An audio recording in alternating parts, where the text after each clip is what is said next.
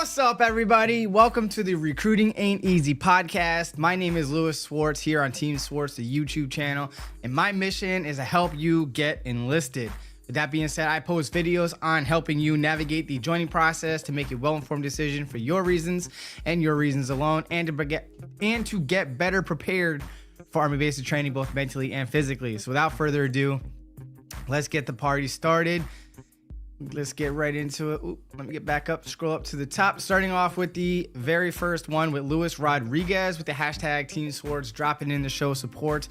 Got the transcript sent to Albany. They take 10 to 22 weeks to send diploma as they are backed up. Good to go. Appreciate you. Thanks, bro. Then we got Julio Juarez. What up? What up? We got Amaya here with the Ayo. What's up? We got Jeremy here. I'll be closer to 34 years old when I join, and I realized that the cutoff age is at 34, meaning that I'm interested in the 25 Delta since I have experience in the cybersecurity something, or do MOSs in general have to have slots open to get that job? All right, so you have to be able to, for a Guard and Reserve, you can join up until your 35th birthday or before. If you're going active duty regular Army full time, then the cutoff age for you is, yes, 34 years old, and you have to ship on or before your 35th birthday. And yes, you do have to qualify for the MOS that you're looking to join. And the slot has to be available for a particular unit, and a training seat has to be available as well. All right. So I'm going to post a video here for you to check out. Talks about MOSs and things to be or to understand when going through that part of the process. So good luck to you. And he's from Oregon. That's what I'm talking about. Hell yeah. Maya also says, I've been researching, and based on my history with mental health, basic training may be more difficult than most, but I will show resilience and strength according to many. How can I prepare mentally? Well, in my opinion, what you can do mentally to prepare yourself is to watch as many videos as you possibly can to understand what it is that you're about to go into, right? And knowing what to expect, essentially. Let me move my chat box so it's more like eyes on you. You know what I'm saying? All right, so I'm going to post a basic training mini series link that I have. Yes, it was recorded during COVID, so when watching any one of those videos within that playlist, just ignore anything and everything COVID related, because those are out the window. All right, and watch as many other videos that you can find here on YouTube as well, so that you know what to expect. I go through the POI, right? Basically the curriculum, what you're gonna expect day to day, week to week in basic training. Obviously, just like I shared in the video, your day-to-day may change based on a whole host of reasons, but those are the basic training requirements, which every soldier, no matter where you're at, male or female, citizen or not, we all get the same training at all those locations. What you can do mentally as well is to research ways to handle and cope with stress, right? Breathing exercises, thought processes, things of that nature.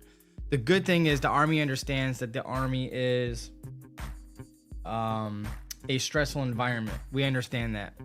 So throughout basic training, once every 2 weeks, you will receive resiliency training, whether that's spiritual resiliency training, mental health resilience training, physical, and so on and so forth. So they pick a topic and they dive on that for about an hour, give or take, and they will give you tools to manage those types of stressors. So you're not going to be alone. Others like you will feel similar. So find those battle buddies, lean on each other, be your own support system, and you'll be fine. Trust me. As long as you go in there with the right mindset that you're expecting to be stressed, and maybe even over expect how bad it could be, and then when you're there and experiencing it, it won't seem as stressful as you had originally thought, right? So you over prepared essentially. On top of that, one thing that I can say is every single one of those drill sergeants have been through your shoes once as a trainee, like you, brand new, straight from the street, and two, as a drill sergeant candidate, we put our pants on one leg at a time, just like you. So whatever they expect you to do, they've done themselves, and they expect everyone else to do the same thing. So they've been there, done that, and they expect that of you. Also, whatever the drill sergeant says to you that you may get offended by or rub the wrong way, or maybe they're yelling at you, or maybe you feel like they're yelling at you, don't take anything that they say to you personal. Because the moment you take it personal, you're going to have a hard time, okay? So just go there with your mind right, expect the worst, and hope for the best, and I guarantee you, you'll be fine. And I want you to come back here and let me know how your experience was. So good luck to you, and may the basic training gods forever be in your favor, all right? All right, welcome back, JG. You got the contact info, but he sent me over to someone somewhat in Arizona who had already ghosted me. I'll reach out to him. Remind me via email tonight, and then I will reach out to him because he did give me his phone number. I meant to give it to you, but that's very interesting. I'll have to look into that. That's no bueno. I don't like that at all. All right, so we got Julio says, is there BAH allowance for an E3 enlisting into the National Guard while in training and deployments? So yes, I talk about it in this pay video here, but just understand that since the recording of this video, there has been a 20% increase in your base pay. So definitely check out the pay calculator linked in the description of that video.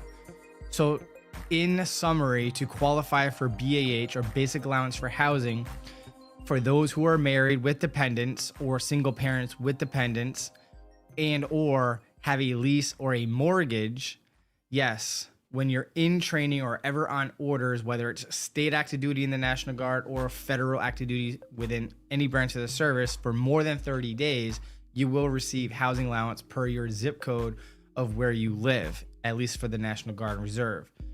And depending on if you're on Title 10 orders like regular Army, it's your duty station zip code, which will determine your BAH rate. You're very welcome, Amaya. So check out that video. If you get any other questions, let me know, and we'll take it from there. Amaya also says, only if waivers get approved, of course, reference to my previous question. Gotcha. Well, maybe waiver gods forever be in your favor as well.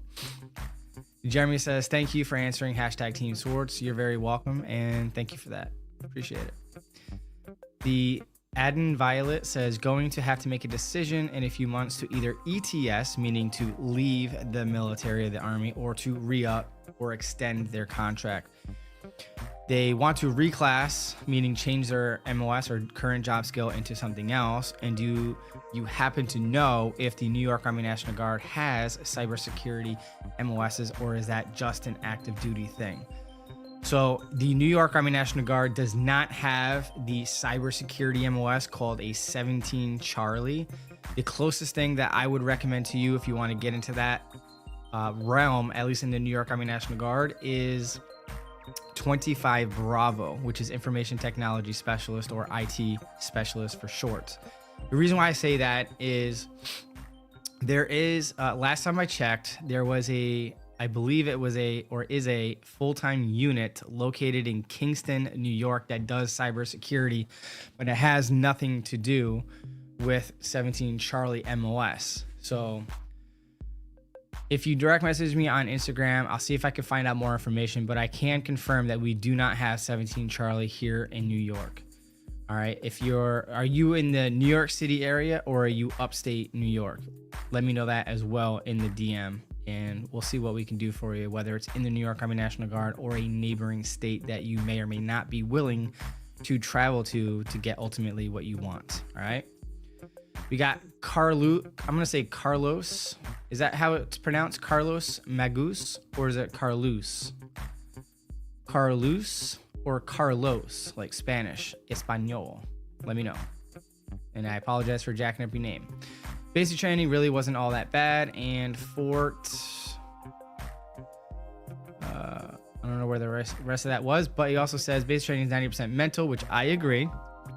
Obviously, it can be physically demanding as well, but 90% mental for sure. I'm actually looking forward to it this time. Need to get this bloody weight off. Well, Carlos, I have a video for you here.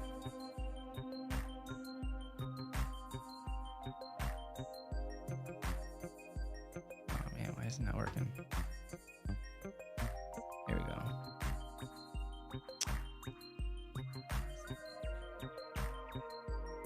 Uno momento. I'm just trying to set this up so I have, looks like I'm looking at the camera here. All right, so check out this video if you're looking to lose weight. It's my Team SWARTZ fat loss strategy, where in about 2.5, 3 months, I dropped like 34 pounds, leveraging a ketogenic, low carb, no carb diet with a 4-hour feeding window called intermittent fasting, where I fasted for 20 hours out of the day. And I had that basically 1 meal a day. It's called OMAD. Obviously, it has to be a very healthy and nutrient dense meal because it's only 1 meal per day. But I was averaging about 12 to 1,400 calories a day in that 1 meal. Very aggressive, but very highly effective. So I started off with the 16 and 8, 16-hour fast, 8-hour feeding window. Again, keeping a caloric deficit and walking 1 to 2 hours a day. But yeah, definitely check out that video. Got any other questions? Shoot me a DM on Instagram at Team SWARTZ. I'll post the link right here in the comments. It's also linked down below in the description area. But back to Amaya. Thank you, boss. Now I'm more at ease, even with the unique diagnosis. I'm holding on hope that my medical waiver goes through with my complex history. As long as it's been more than 3 years and you've been stable without medication and you did okay on the psych consultation, you'll be fine. I mean, I don't know your history, but in my experience, as long as you meet that criteria, you're good to go.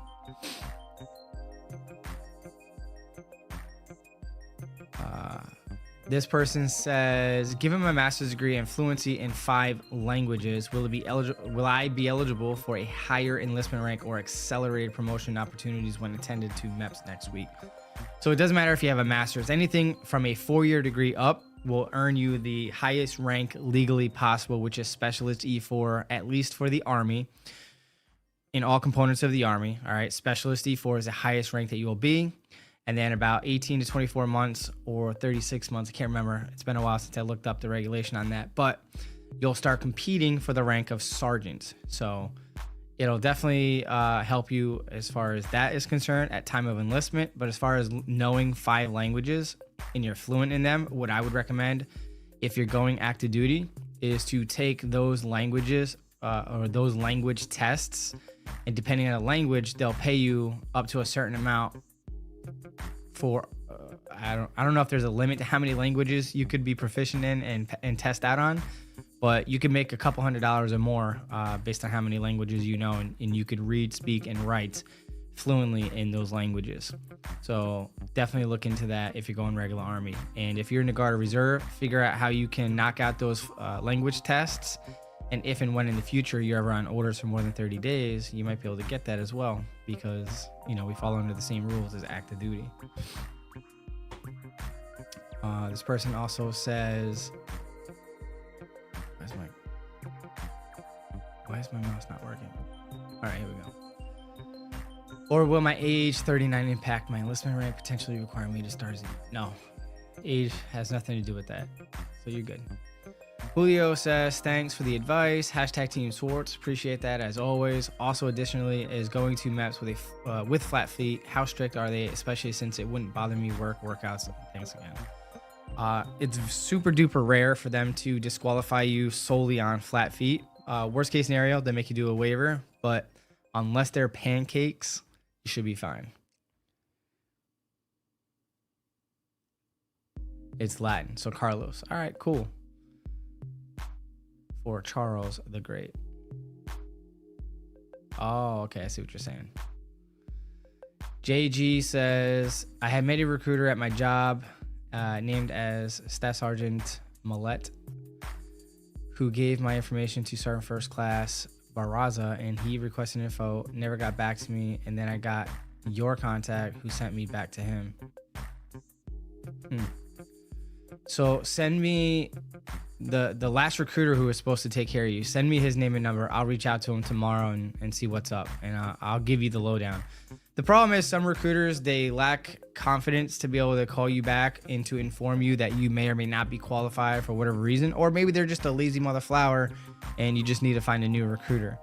But I'll figure it out, and we'll take it from there. All right, let me know. DM me, Instagram, Team Swartz. You got it. Appreciate you. Jeremy says, if one doesn't get selected for OCS, which is Officer Candidate School Program, does that person go in as an E4, and do they get put into the MOS of their choice, assuming that there are available slots in that particular MOS? So a lot of those questions will be answered in the video that I'm putting into the chat box, but to be brief, you will be joining as a specialist E4 with or without OCS, because I'm assuming that you already have your 4-year degree. Secondly, at time of enlistment on your 1966, your DD form 1966, the time that you signed your contract, we put the MOS that you're signing up for, the unit identification code, and probably your VCN, meaning your vacancy control number for the slot that you're enlisting for, plus 2 alternate MOSs. In the best case scenario, they will offer you one of those other 2 MOSs that you qualify for, that you're actually interested in reverting to if you fall out, drop out, or get kicked out of OCS for whatever reason. So definitely check out that video. If you get any other questions, please let me know.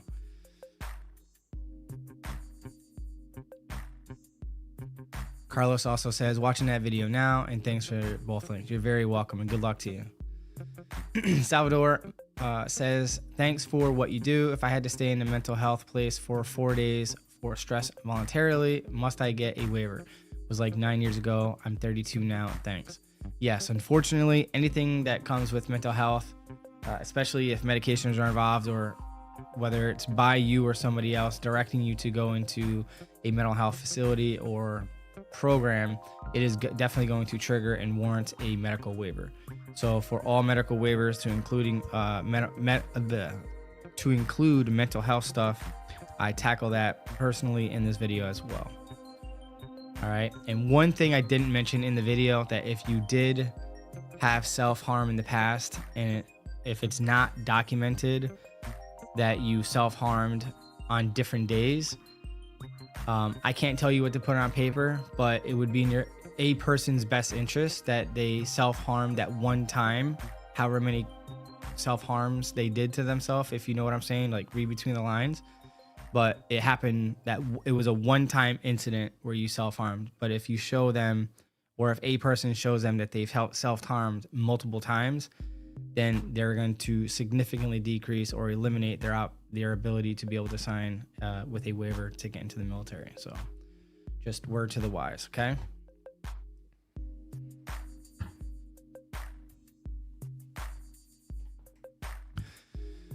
Alrighty. Moving right along to, JG says, I understand though they may think it's difficult or not worth it for prior service wise.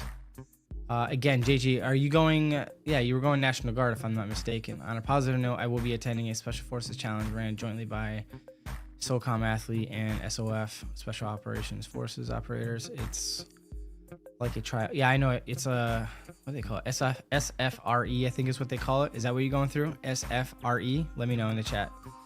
But yeah, good luck to you on that. And yeah, like I said, send me the name and number to that recruiter that was supposed to take care of you, and I'll see what I can find out when I contact them tomorrow. Okay.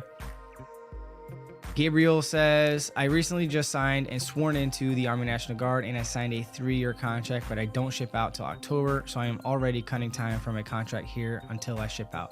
That is correct. The day you sign your contract, you are in a legally binding contract, and your contract starts the day that you swear in. So God forbid, the day that you had signed your contract, like if you're in New York City, for example, and you got pushed in front of the subway and you died, whoever you put down as your beneficiary for your life insurance would be fortunately and unfortunately receiving the benefits of your life insurance. All right. Austin Ashley says, I'm current LEO, law enforcement officer in Florida, and working on going to 09 Sierra, which is Officer Candidate School Program, to do the state OCS program, not to conflict with my law enforcement job. Will the requirements to commission by 32 still count given the longer OCS route? No. So if you want to check this out, this is a OCS video that breaks down the state OCS along with the other 2 options. Well, there are 2 state options if you're in the Guard like you, and only 1 option for those who are going federal. So federal requires you to commission by 32 years old, but for the Guard, 42 or 44, whatever my video says when I researched it at that time, is the age cutoff for that. Hauk says, thank you for the clarification. You're very welcome. My recruiter told me because of my age, my higher education won't really help me. Well, aside from the rank advancement, your education does nothing else for you as far as like job placement, job opportunities, things of that nature. Now, if you're looking to commission as an officer and you have a degree in a particular field and that's what you would prefer to get commissioned at, for the most part, they'll do their best because obviously you have the education and possibly experience in that field that they would like to capitalize off of, if that makes sense. Good luck to you. Red Cat says, does your posture get better in the Army? It definitely helped out my posture, even though I'm not showing it right now because I'm trying to get close to the mic and be able to read the screen here, the teleprompter in front of me, but I do appreciate that. Manny Dingo says, if I swear into the reserve, can my child use my GI Bill? If so, is it still 90 days of active service before I can even use it? All right, so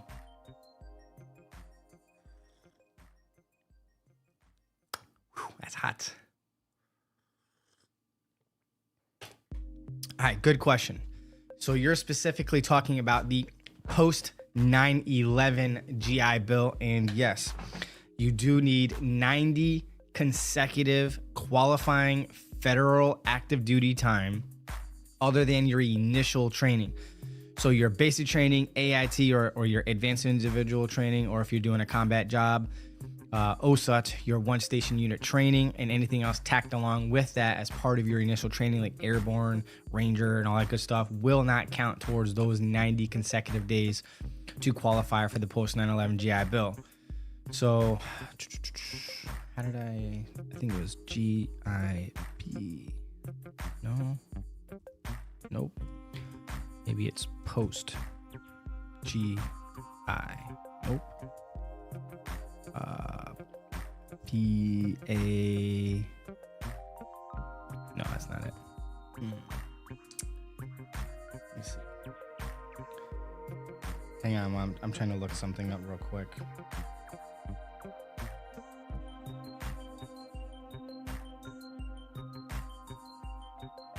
Maybe it's post 911. Nope, that's not it.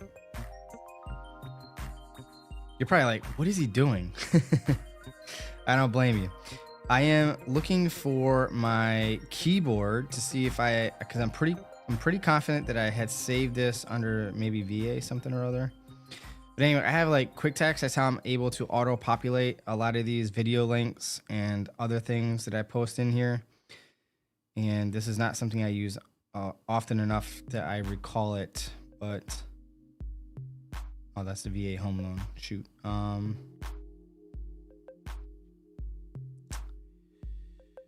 Let's see if it's under post. Nope. All right. Dang. All right. So if you just Google, you know what? Let me see if I could do it while I'm here. va.gov post 9/11 GI Bill.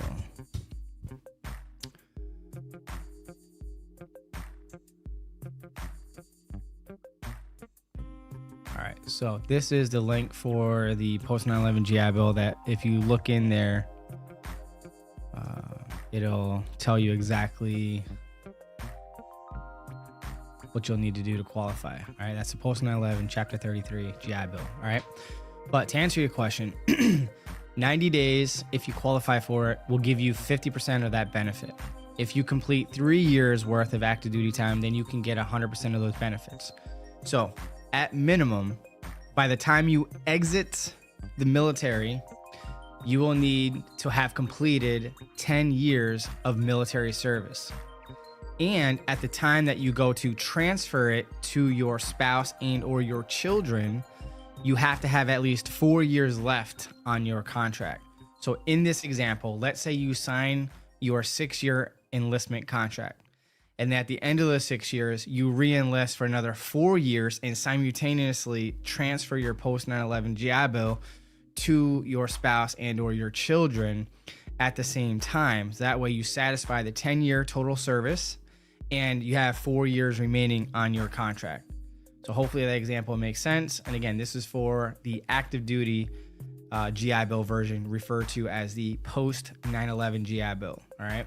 So that link will break that down to you a little bit more, and I highly encourage you to go check that out for more information. Salvador, I will come right back to you because I just got a super chat coming in from Kool-Aid Mankill. Thank you so much again for supporting the channel. And this person says, which path is easier to become a warrant officer, through aviation or a specialist or specialized, I think you meant field, and would like to fly planes, or specialized in IT field? All right, so if you're going Army, it's going to be a helicopter. All right, it will be a flight warrant officer, and it is possible for you to go from street to seat, meaning from the streets outside as a civilian into a warrant officer position as a flight warrant officer. So you're gonna have to complete a flight medical exam, have a GT line score of a 110 or better. Preferably, for them to even consider you for this particular option, you're gonna need some sort of aviation training and or experience. Whether you have your drone license, your flight license, or you're in school currently getting enough clock hours to earn your flight license, and some sort of civilian education in college, obviously, in aviation, for them to even factor you into their decision-making process to see if you would be a good flight warrant officer. And you also have to be a U.S. citizen as well. To be a warrant officer as a regular enlisted soldier, it requires you to be, in most cases, a sergeant or a staff sergeant or higher with a certain amount of, well, I'll put it to you this way. You got to be in an MOS that has multiple MOSs in that field. For example, let's say you join as a light-wheeled vehicle mechanic and you want to become a warrant officer in the maintenance field, right?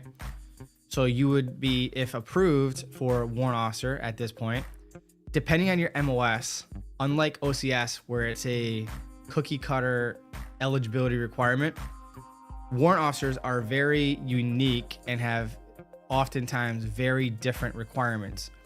Some things can be waived, some things cannot. Everything from 1 to 3 years or more as a certain rank with up to a certain leadership school, maybe a college class or two in this specific class, or a degree in this specific area. So the warrant officer recruiter will look at your MOS, your NCOERs, your non-commissioned officer evaluation reports that we get evaluated on once a year, and they will let you know what your options are from there, if that makes sense. But if you want to go into the IT field as a 25 Bravo to maybe go cyber in the future or something like that, anything in the 25 series would be a great MOS. But for IT specific, you're going to want to look into 25 Bravo, and it is going to be line score specific. So definitely check out this video about MOSs. And if you got other questions that I might be able to answer for you, I will definitely be more than happy to assist you with that. Also coming into the chat box is Callie Rudd.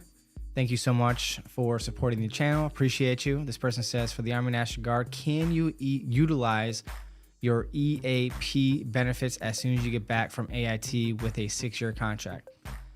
I'm not familiar with the acronym EAP, so if you could put in the chat box what that stands for, my educated guess would be something to do with education tuition money. Is that what you're referring to by the EAP?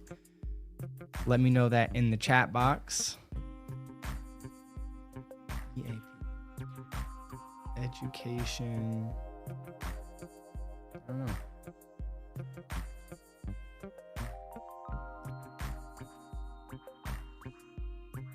In my drill sergeant voice, because everyone's waiting on you. Hurry up.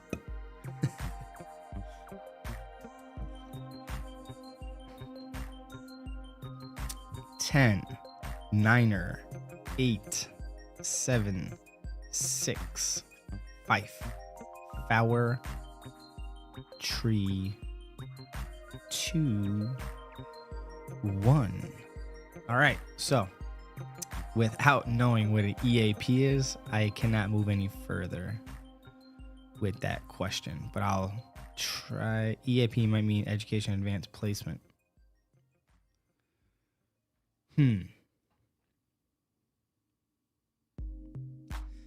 Could you break that down for me a little bit? I'm not sure what exactly that means.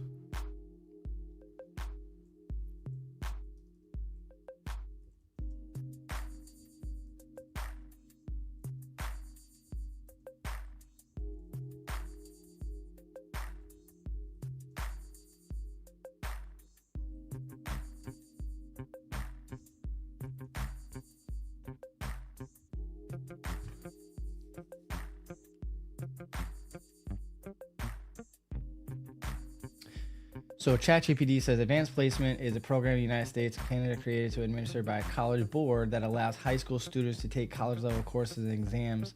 The main goal of AP, I think that's AP.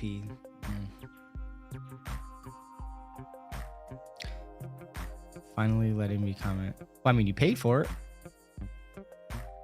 But Callie, I don't know if you heard me. I need to know what EAP stands for. Is that what they said? Is that correct? Is it the Education Advanced Placement? Is it the Employee Assistance Program?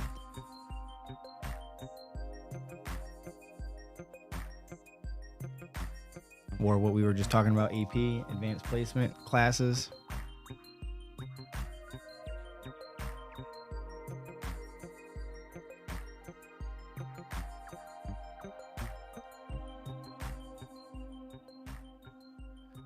Come on now.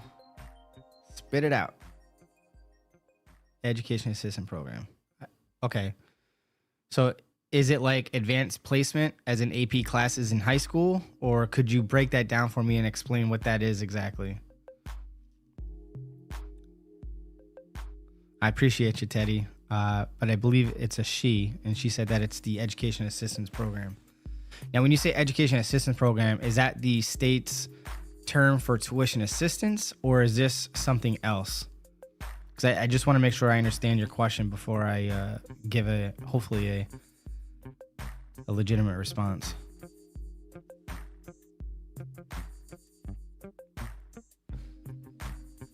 Oh, it's getting warm in here.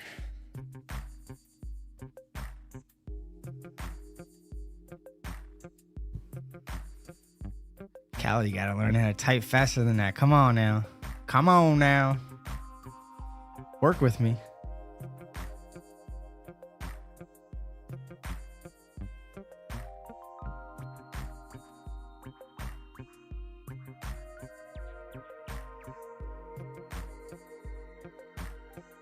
Okay, perfect. All right. Thank you for clarifying. All right, so when it comes to state tuition assistance, it's going to vary from state to state, all right? So I did a whole video on this if you want to check it out. And in the description area is actually I might be able to put it in here, state to state. Yep, I think this is the updated link for it. So if you click on it, this will give you an overview of how your state, when you plug in your state, how it works. But your local recruiter, if you don't already have one, will be able to inform you how it works specifically. But your question specifically was, can I utilize my benefits as soon as I get back from AIT with a 6-year contract? Yes.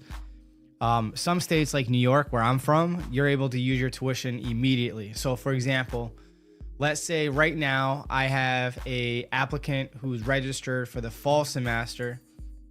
We have the ability to get what we call a exception to policy, an ETP, to ship out after your fall semester. So that means you would be shipping out in early January. And with our state tuition assistance program, we're able to utilize those state benefits immediately. So what I would highly encourage you to do is to have that dialogue or conversation with your recruiter to see in your state how your state benefits specifically work. But yes, at minimum, worst case scenario, you will definitely be able to use your federal and state benefits by the time you complete AIT and get back to your hometown.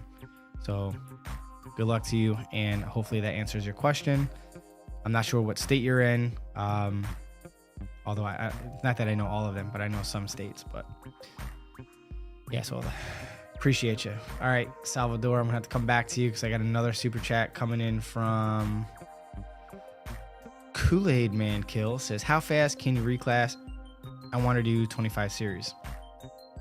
I would say the earliest would be comfortably around the 2 to 3 year mark into service.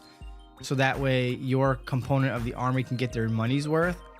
And my recommendation to you is to be the best of the best, like your best version of yourself. I need you to be a go-getter, a hard worker, someone that they can rely on, depend on, even when nobody's looking.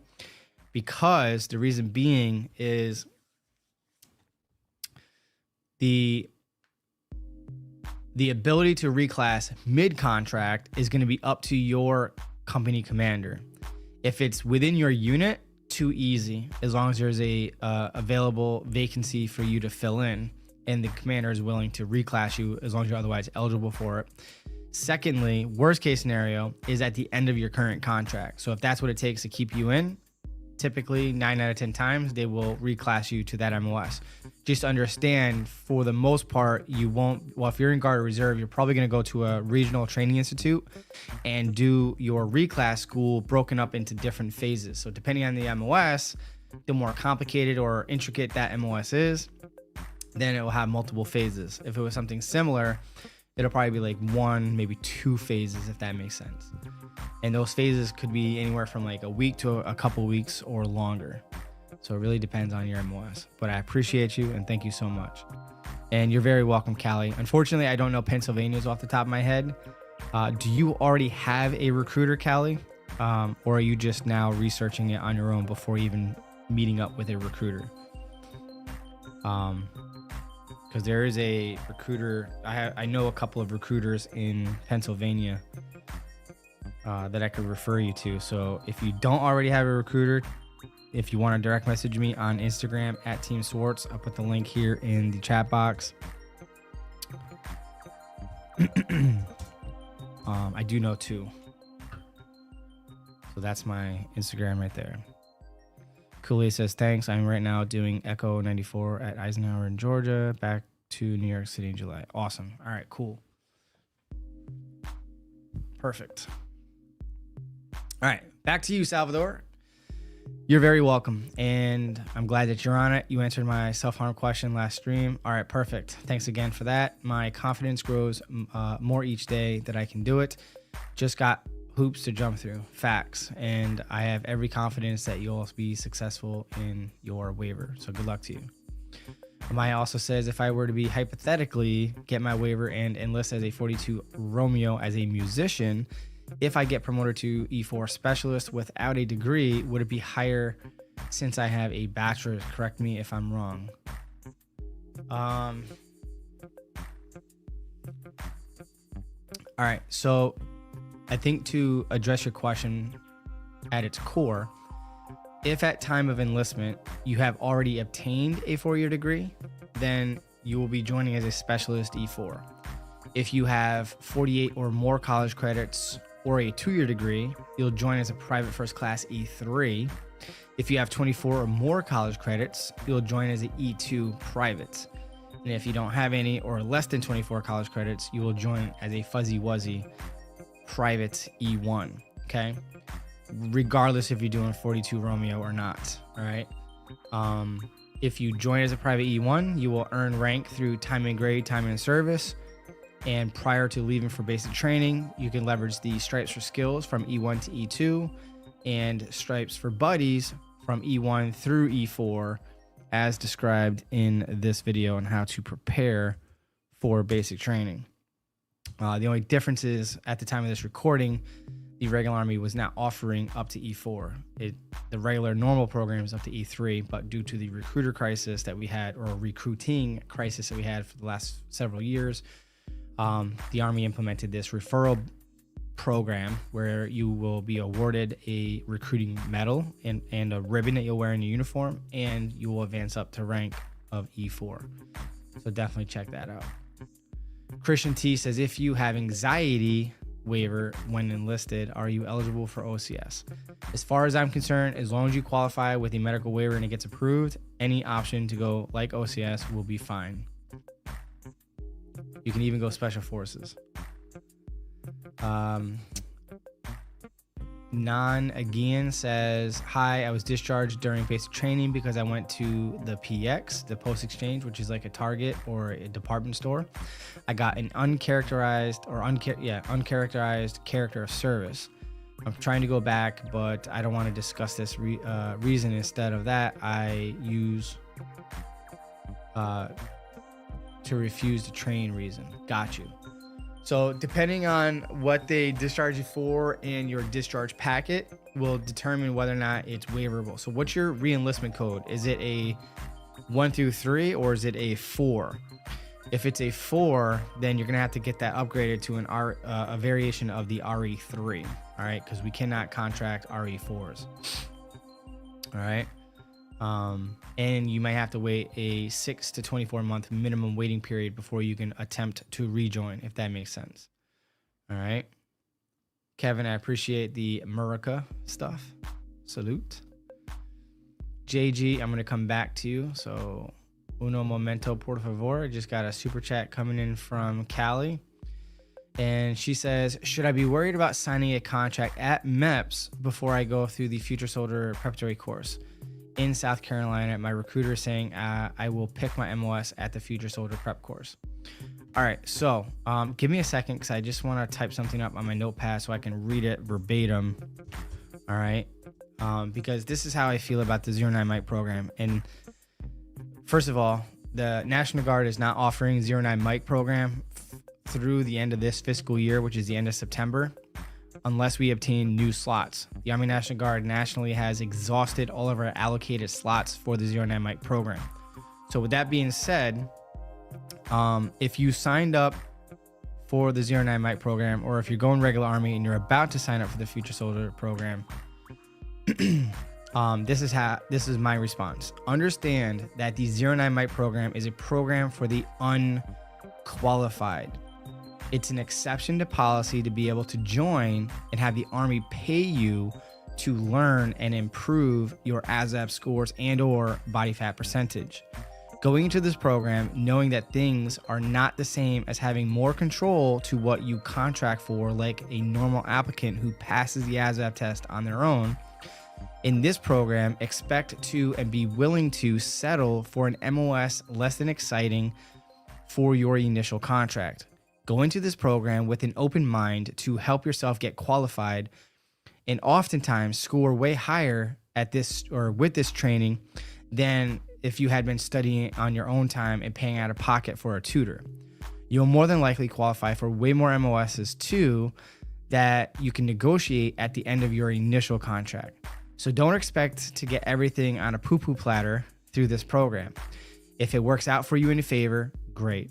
And if it does not, now you know the deal. Be willing to settle to get your foot in the door, more or less. Or you can certainly study on your own to get a tutor and pass the ASVAB test. That's the only way that you'll have more control over your enlistment and contracting options. So good luck to you on the 09 Mike program. All right. My advice to you is research the current MOSs that you're qualified for based on your current line scores. And you could do that by checking out this video here. And it's also linked down below, which MOS is the best MOS. So you take your current line scores, because typically your line scores won't change unless you study, like I talk about in my ASVAB video, the skills portion of the ASVAB book, leisurely, like between now and the time that you ship out to the 09 Mike program. So thank you. Yes, I'm willing to settle. Okay. Now, are you going active duty, reserve, or guard? And I think you said you're about to sign your contract, so I don't think you're going guard because we've exhausted all of our slots. Please let me know.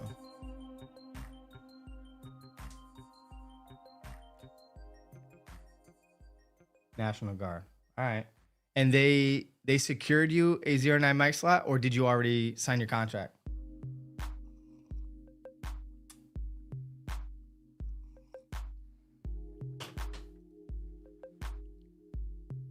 Okay, you haven't signed anything yet. All right, well, hopefully you can get a slot, because last time I checked, we used up all of our slots nationally. So just forewarning you that, all right?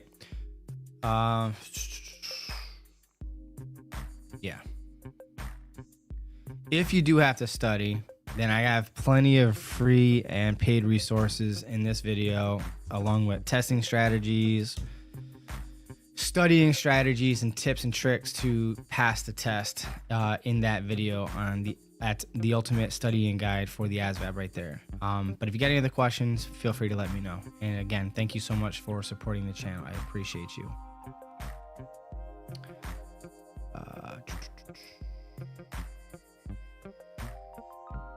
Where are you?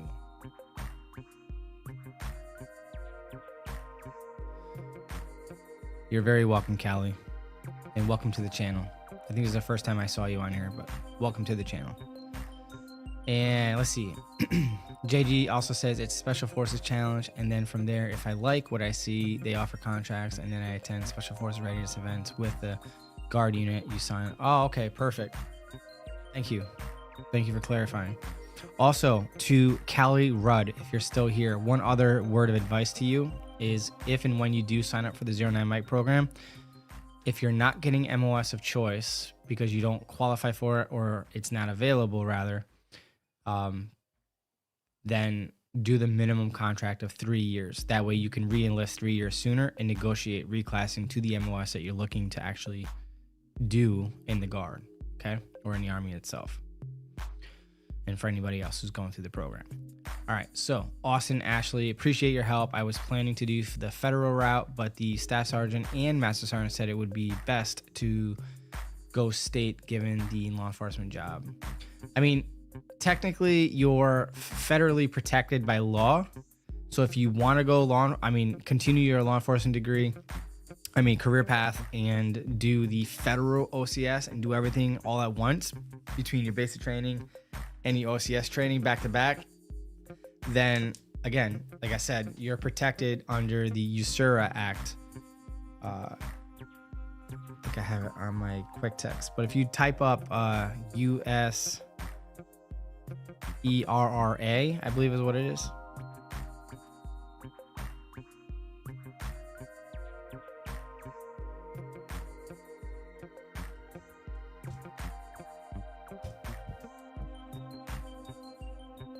Yeah, I was right. USERRA. I'm going to put it in the chat box for you right now because I Googled it for you. You're welcome. So you're protected under federal law. And another good website is www.esgr.mil. I think it's MIL.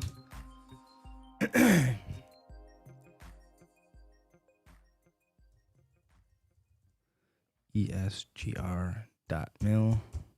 Double check. Yeah, I think it was. Yep. Yeah, it is that. That's the correct link for that one. So the good thing about the ESGR website will list the employers and the employees' reemployment rights. And they have a Q&A that you can skim through. You can even reach out to them, share your information, share your situation with them, and they can advise you on what they can and cannot do, and so on and so forth. All right.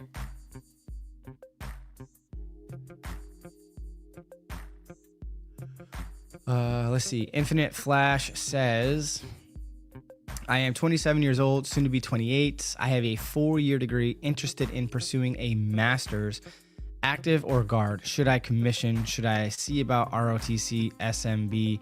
What is the contact length or contract length with ROTC, SMB? So contract for ROTC, when you do commission, if you go active duty, it will be a 4-year contract. If you're going guard or reserve, typically it's going to be a 6-year contract. All right. But to do ROTC, you have to be in a 2-year program like a master's.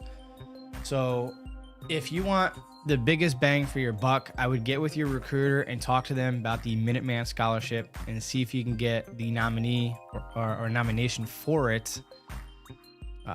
They're offering fewer this year for whatever reason, but if you can get yourself a Minuteman Scholarship, then I would definitely recommend the Guard or Reserve to do ROTC for your master's, and then you can commission. What's good about this is if you do Guard or Reserve through the minutes. All right, so if you're doing Minuteman Scholarship, you're tied to that component or branch of service.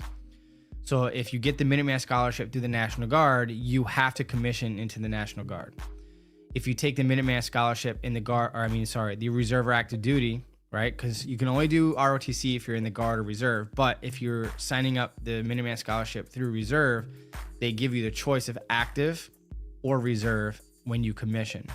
So definitely look into that with your local recruiter and see if that works out for you in that in your favor. But if you do active duty, Guard, or Reserve, in general, you're only allowed to use your federal tuition assistance, which will pay up to $4,500 per year towards your master's.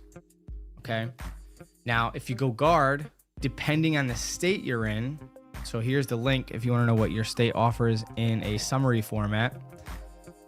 Locate your state on this link that's coming into the chat box and see if they offer higher than a 4-year degree. Like in New York right now, it caps out 100% free up to your first 4-year degree, with it going through state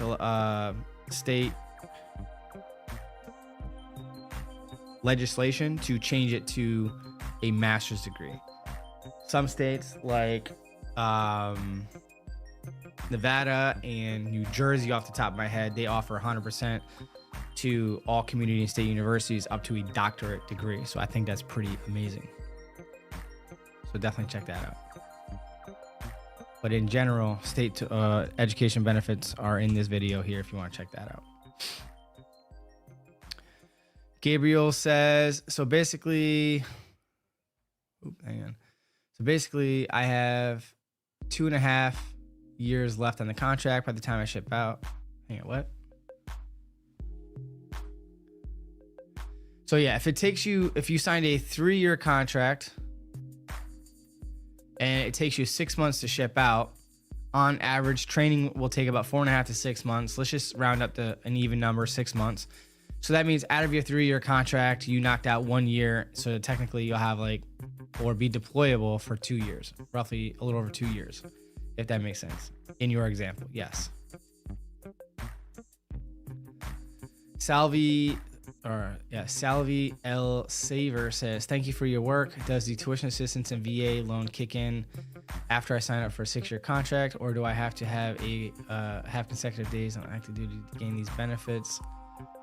If so, are the contracts for 1 year of active service and the rest in the National Guard? Yeah, I don't know about that second part, but so you have to understand that if you're going regular Army, you're signing up for a minimum of a 2-year contract, right? But your best bet is a 3 or 4-year contract, so you can maximize your benefits. But if having a long active duty contract is an issue for you, they do offer a 2-year contract if you're eligible for it. But understand that your 2-year contract doesn't begin until you're job qualified, what we refer to as MOS qualified, and at your unit of assignment. So once you get to your unit of assignment and begin working, that's when your 2-year contract begins. So technically you're doing about 2.5 years regardless. So you might as well sign a minimum of 3 years or 4 years if you're going active to maximize the benefits and everything. So if you're going active, after your first 90 days at your unit of assignment, essentially you'll be eligible for the post 9/11 GI Bill. For those of you in the Guard or Reserve and you never deploy or ever do 90 consecutive days of qualifying federal active duty service, then you'll qualify for the VA home loan. Oh, hang on. I was talking about the post 9/11 GI Bill. Sorry, brain fart. Bald moment equivalent to a blonde moment. So, yes, same thing. After 90 days at your unit, you'll be eligible for the VA home loan, which is this. Actually, you know what? That I do have as a quick text. VA home loan. Here we go.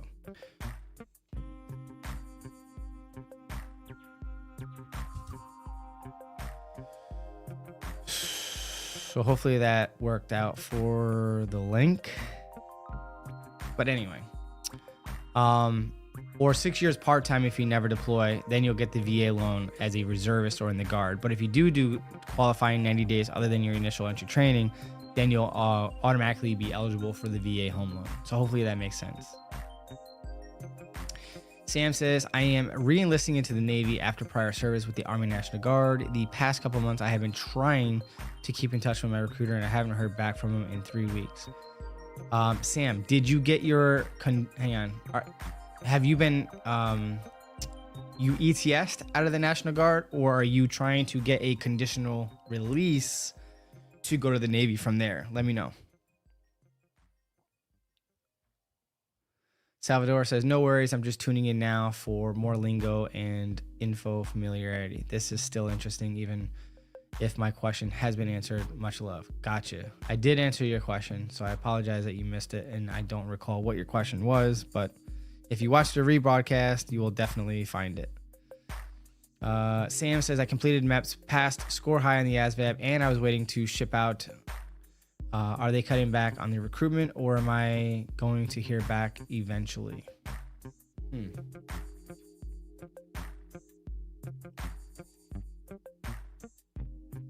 Did you knock out your medical exam yet, Sam?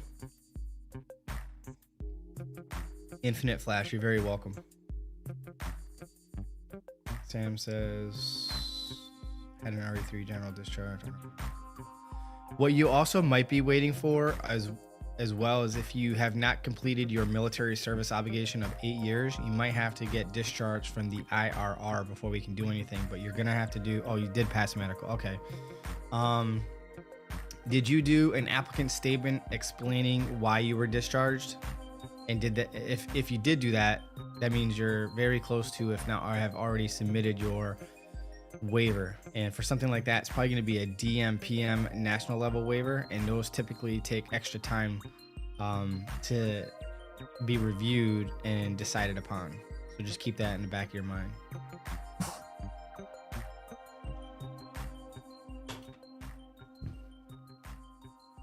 JR Creations, what's up, man? I'm good. Appreciate you tuning in. It's been a while. Been a minute. All right, Sam, I'll try to be on the lookout if I remember, but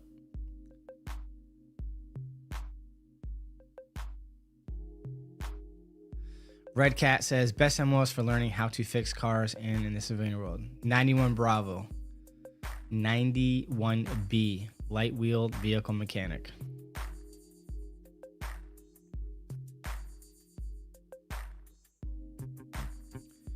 Kool-Aid says they are a 94 Echo. Outstanding. I have no clue what that is. I have yet to put anyone in a 94 series. But that, if I'm not mistaken, that qualifies for a top secret clearance, correct? It probably has something to do with those missile launcher vehicles or something, right? If I'm not mistaken. MOS 94 Echo. Like Patriot missiles or something? Oh no. Stands for Radio Equipment Repair.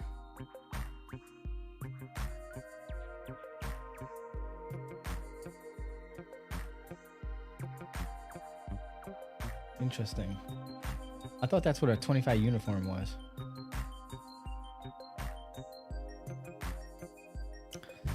I thought most, if not all, the 94 series were like Patriot missiles and stuff like that.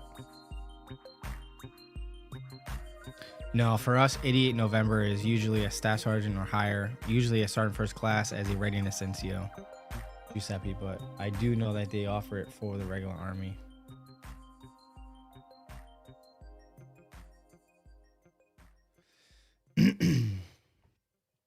But Kool-Aid, keep doing some good stuff, man. For some reason, the U.S. Army website's not working for me.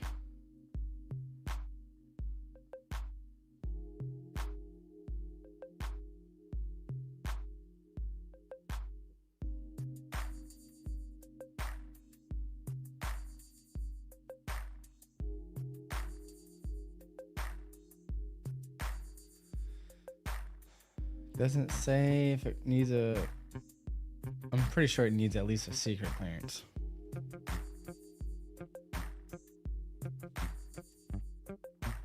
My contacts are drying out, so if I'm blinking a lot, rubbing my eyes, I apologize. All right, let's see. Where was I?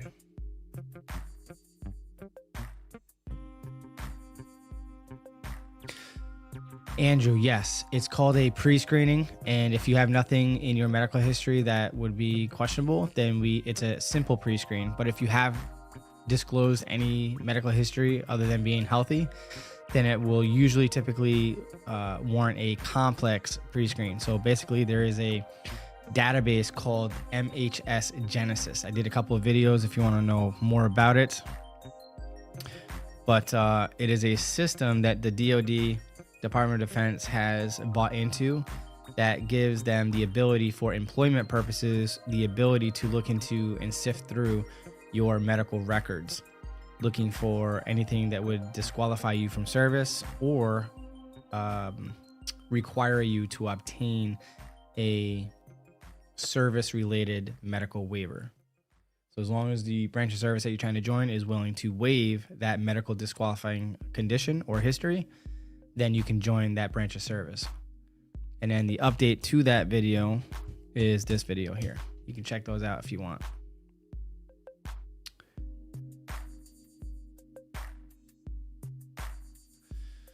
Will Green says, my granddaughter, a junior in high school, joined the Ohio National Guard. Hi-yo! She leaves in June for boot camp. Excellent choice, if I may say so myself. Are high school recruits kept in one company, or will she be mixed in with older recruits? She will be mixed in with everybody lottie-dottie. But usually in the summertime, if she's shipping out in June, it's primarily going to be split training soldiers, but it will include everybody. But it's going to be lower aged personnel, predominantly heavy in the 17 to 20-year-olds. All right. I'm not sure if that's a good thing or a bad thing. Why are you asking if you don't mind me asking? Maybe I could put your mind at ease depending on what you're concerned about or just questioning in general. Let me know. I'm happy to help out.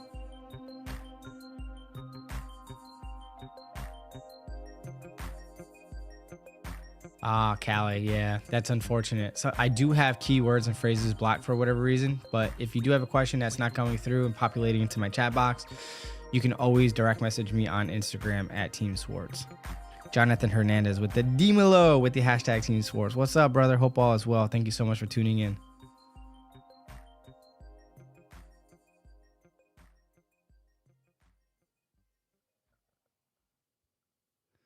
Hashtag Team Swartz coming in from Giuseppe De Rosa. Thank you very much. Tommy says, asks, how hard is it to do an IST or interstate transfer, and could my command say no? Unfortunately, yes. Your command, Tommy, if you're in the National Guard, the Adjutant General, the tag for your state, is the only one that can decide upon your, IST? No, they cannot deny you. I'm thinking of conditional release. But I just posted my interstate transfer video, and your command team can only say no if your unit is already in the process or at the very beginning stages of prepping for a deployment. So if it's not mission essential for a pending deployment, they cannot say no. You are a full-time citizen and a part-time soldier. So definitely watch that video, and don't be afraid to, like, if you have to move to the other states prior to the transfer to take place, look for a local unit that you can drill with. You can speak to me offline if you need.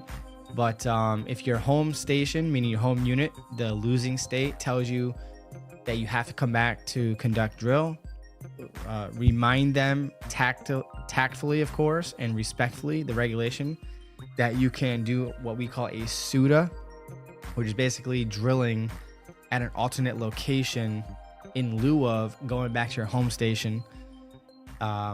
If it doesn't make sense or it's a financial burden for you to travel back and forth. So again, unless you're deploying, they cannot say no. And for the most part, they cannot force you to go back to the unit unless it's mission essential, like a pre-deployment training or whatever the case may be. If it's not that, they cannot force you to go back to the state to drill unless you have to turn in gear. So before you go to the new state, turn in all your gear, anything that needs to get turned into the state prior to moving out to the other state, so you don't have to come back to the losing state and you can stay in the gaining state.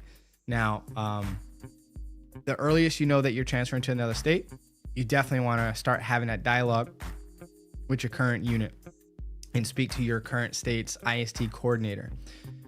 The video will explain everything else. Hopefully that answers your question. Kim says, hashtag Team Swartz. Again, thank you again for tuning in, Kim. Appreciate your loyalty in recent history. He left yesterday to start the Army adventure. Outstanding. Congratulations and good luck to your son. Hopefully everything turns out well, God willing. So I'll be praying for you guys. Appreciate you tuning in as always. Amaya says, yes, I have a 4-year degree. Would I progress in rank further after I complete basic and AIC?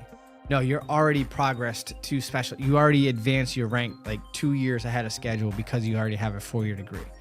So now you just have to hold the rank of specialist for 18 to 36 months, whatever the current guidance is, to compete for Sergeant E5. So be the best of the best, be your best version, come to work every day on time, in the correct uniform, with a positive attitude, work well with others, become reliable and dependable so that, when it comes time to do your annual evaluations as a specialist, you get good evaluations. All right. So go above and beyond, because in the beginning, we do more than we're paid, and eventually we get paid more than we actually do, if that makes sense. So be a go-getter. Don't forget to leave likes, y'all. Yes, what he just said. Like the video, smash that like button, hit subscribe if you haven't done so already. So I appreciate y'all. Thank you very much.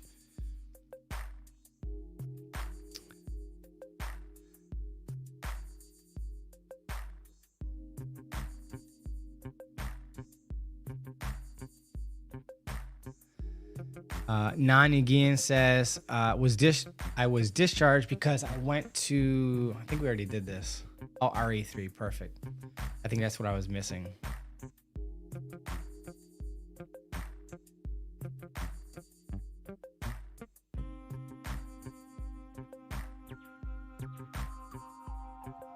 Hang on, I'm reading this. It says that I don't want to discuss that specific reason to the recruiter. Instead, I just said I refuse to train. All right, so, and again, if I understand you correctly, you're talking about the current recruiter that you're currently working with, trying to get a waiver to come back in. So you can say refusal to train, but we have to go by what the documentation says. So when you're discharged prematurely from the training site, you're going to receive, anytime you leave active duty, a DD 214, Department of Defense Form 214. At the bottom, it's going to list your general discharge under honorable conditions or uncharacterized discharge for under honorable conditions, RE3, for the narrative reason for whatever you were actually discharged for. And if I remember correctly, in previous comments, you said that your recruiter has not been responsive to you. And if you lied about the reason why you left, and depending on the reason why you legitimately got kicked out of the Army, maybe it's not waiverable, or because you lied to that particular recruiter and they took offense to that, which I would be offended if you're lying to me. But they may be putting you on the back burner because, one, you're not being honest and forthright with them, which is wild to me, because as a recruiter, you expect us to be honest and forthright with you in everything that we're dealing with, your specific application. So it's reciprocal. If it's not reciprocal, it's like, what are we even doing here? What else are you lying to me about? So I don't know, but good luck with that. I didn't want to stay with that MOS. Do you think MEPS will find that separation memo if I join a different branch? Discharge Army. Yeah, it's all legal documentation. And yes, they will know everything. You won't be able to hide it.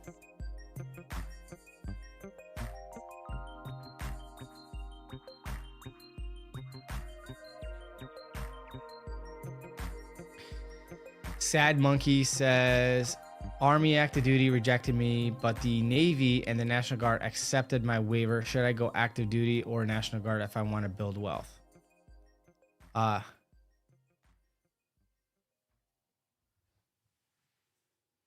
You went through the trouble of telling me that the active duty Army rejected you and only the Navy and the National Guard accepted your waiver, meaning based on that statement, you're basically saying that your recruiters from the Navy and the National Guard got an approved waiver, whatever that was for, whether it's moral, medical, or administrative, or the combination thereof,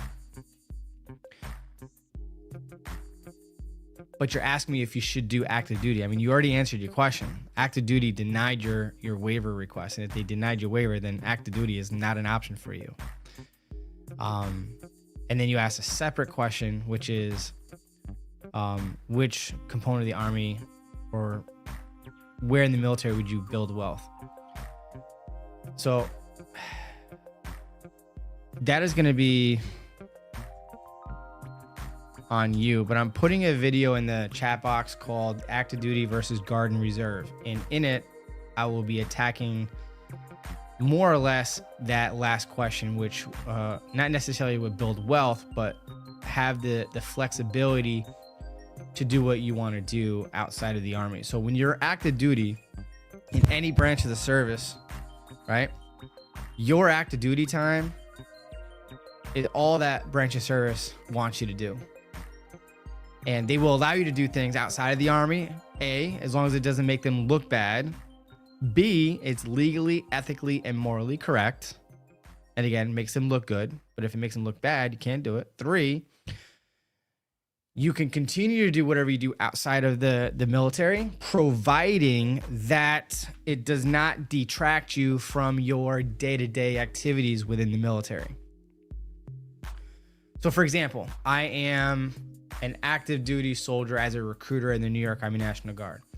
I have fun here on YouTube helping you guys navigate the joining process and to get better prepared for basic training.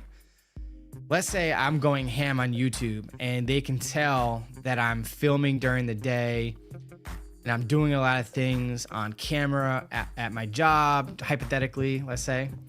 And although YouTube is a hobby of mine, if it's detracting me from my roles and responsibilities as a recruiter in the New York Army National Guard, my command can tell me to cease and desist this activity, in this example, YouTube. So the branch of military owns your time, right? So with that said, if you have that entrepreneurial spirit and you want to diversify your income by doing other things outside of the Army to make extra money, in my opinion, and this will vary, and my opinion is like assholes, everyone seems to have one, right? So in my opinion, if you go Guard or Reserve, will give you that flexibility to do whatever you want outside of the Army, as long as it's legally, ethically, and morally correct, because you have that minimum requirement of serving part-time. So it's like you're getting great benefits for being part-time in the military. You're putting on a uniform, you're serving your country and or your state if you're going Guard, and you're living your life full-time, whether you're going to college full-time, working a full-time job and side hustles, whatever you want to do, a combination thereof, you could do in the Guard and Reserve because you're a part-time soldier. So as long as you're doing everything around your drill schedule, your annual training, military schools, and deployments, as long as it's, again, legally, ethically, and morally correct, you can do whatever you want outside of the Army. But when you're active duty, you're going to have a lot of restrictions, travel restrictions, time off restrictions, time of free time during the day or evenings, right? All these restrictions are going to hinder you. But if you're a go-getter and you can work within those means, then active duty may be able to work with you. It really depends on your work ethic and all that good stuff. So hopefully that makes sense.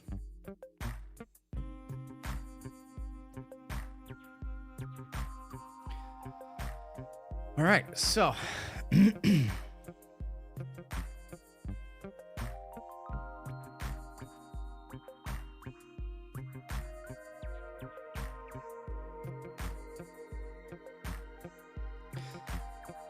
I'm doing very well. Thank you, JR Creations. I think I already answered that. Austin Winters. Man, that sounds familiar. I knew a Winter. I don't know if his first name is Austin, but it sounds like somebody I knew.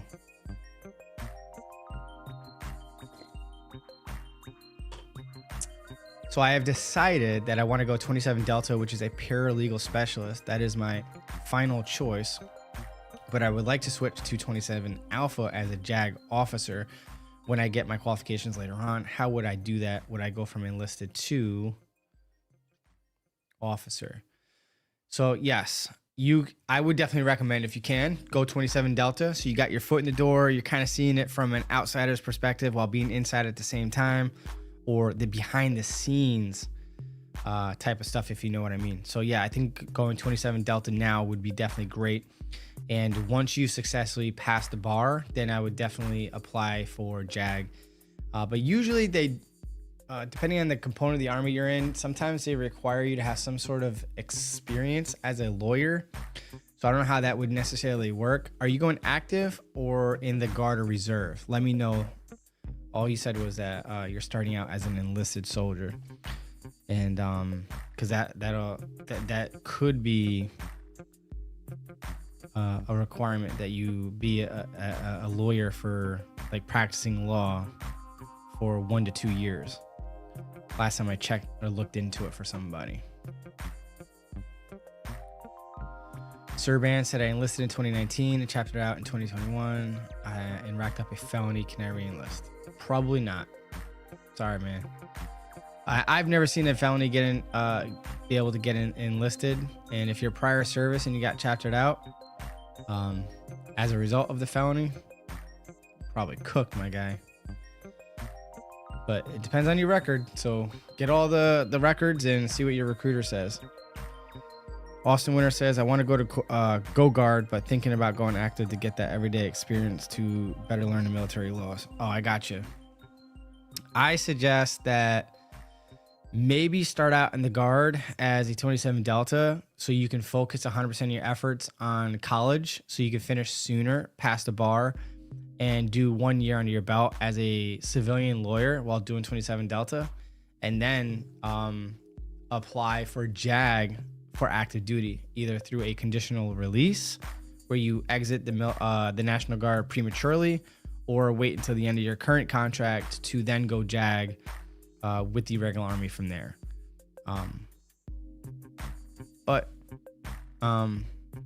Check out, I don't know if you were here when I posted this before, but this is my active duty versus Guard or Reserve video. So I would probably watch that first and then make an informed decision based on that video and further research and assessment on knowing your self-discipline and determination to do school at the same time while you're active duty and or part-time in the Guard or Reserve.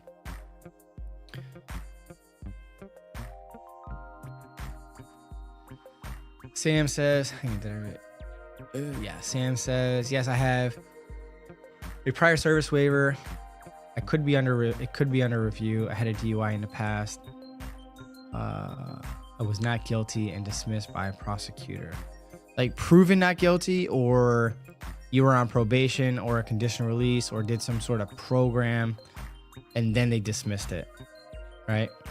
Based on a condition. Was it dismissed that way, or you were determined not guilty, you did not blow X amount percentage on the thing, proven not guilty? Oh, that should be a slam dunk. Why did it even require a waiver if you were proven not guilty? They still made you do a waiver? That's wild.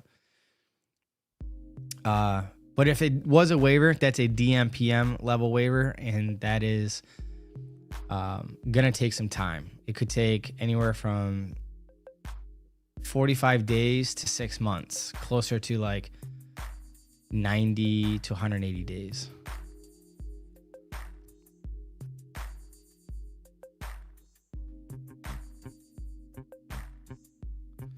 Oh, I see. Would you recommend going AGR, paralegal in the Guard? If they have an AGR position, then yeah, I would definitely say that would be the route to go. That would be my recommendation. Giuseppe says, have you ever gotten any 88? No, I already answered that, but no, I have not put any 88 Novembers in. I have a guy in my platoon who is a 94 Delta. He's a radar system. All right, cool.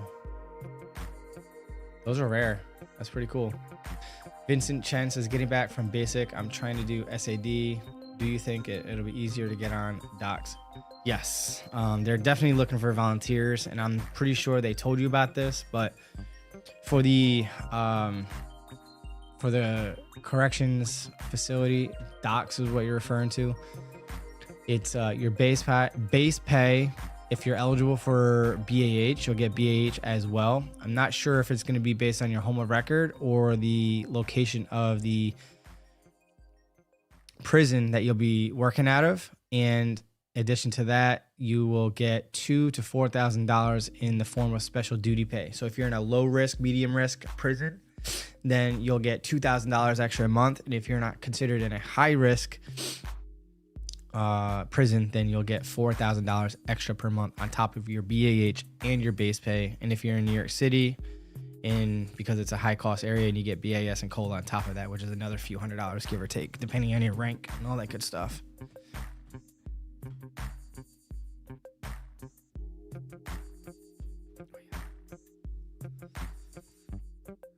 But feel free to reach out to my DMs. IGL, here we go. That's my Instagram link. You got re-noted yesterday? Chunk Ash, what do you mean by re-noted? Like you re-enlisted yesterday? Like you re-signed up? Oh, air traffic. Oh, okay, cool. Yeah, I knew that. Hashtag Team Swartz from Anakin Skywalker. Appreciate you as always, bud. Vincent also says, basically December is one. It could end around that time,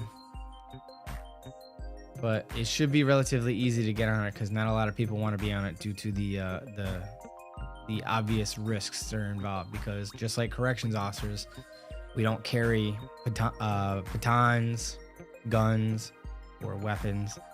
Tasers, nothing. You're just armed with a radio and you're wet. So you're subjected to being beat up, stabbed, or for lack of a better phrase, raped while on that mission. So they do have limited, very minimal training. But yeah, if it's still going on, it should be pretty easy to get on. You're welcome, Sam. Serban says, I feel like it's so little information on prior service people who gained a felony while they were in civilian trying to re-enlist as a felon. A felony, whether you're prior service or non-prior service, someone who's never served before, is going to be treated the same. It's going to be a waiver, if it's even eligible for a waiver.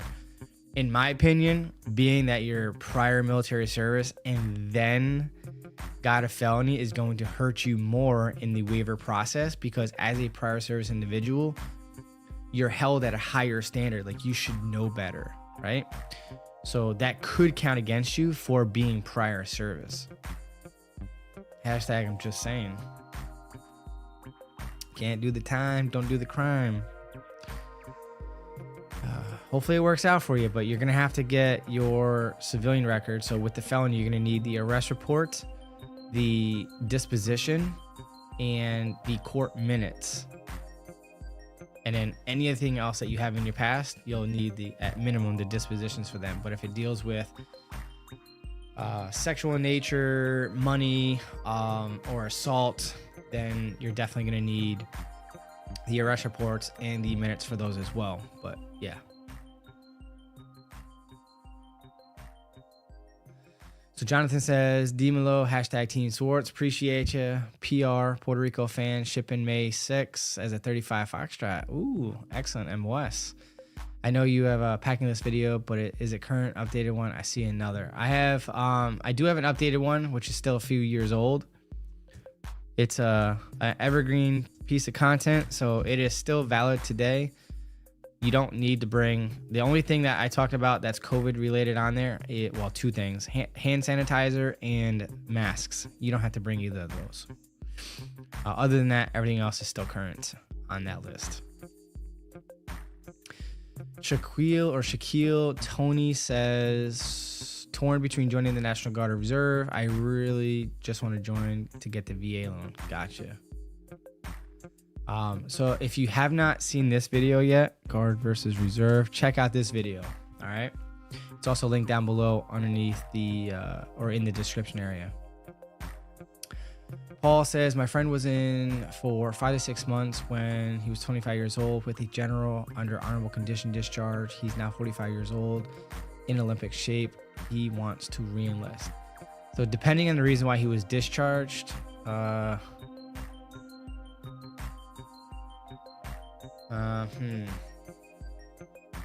So I know for a fact that Army Reserve and the active Army is not going to entertain a waiver for anything over 43 years old. I'm not sure if they're still entertaining it, but back in January, 2 consecutive years, the waiver department from the DMPM level came out to us. I forgot his name. He was a master sergeant. He actually recently got he moved on to something else and a new master sergeant took over. But as described through them, depending on your meritorious reason for coming in after age 43, they could approve your age waiver, but it's really going to depend on why you were discharged in the first place to even see if you're going to be eligible for a waiver for that. And then the age 8 ETP could be possibly granted after that. It's probably not going to work out in your favor because you waited so long. If you can find a recruiter that's willing to put in the waiver and let the powers that be decide, it's really up to that individual and whether or not they're willing to put it in and see what they can do for you. But good luck to you. That's probably going to be a hard pass. Do not go or get past go. Did not collect $200. Let's see.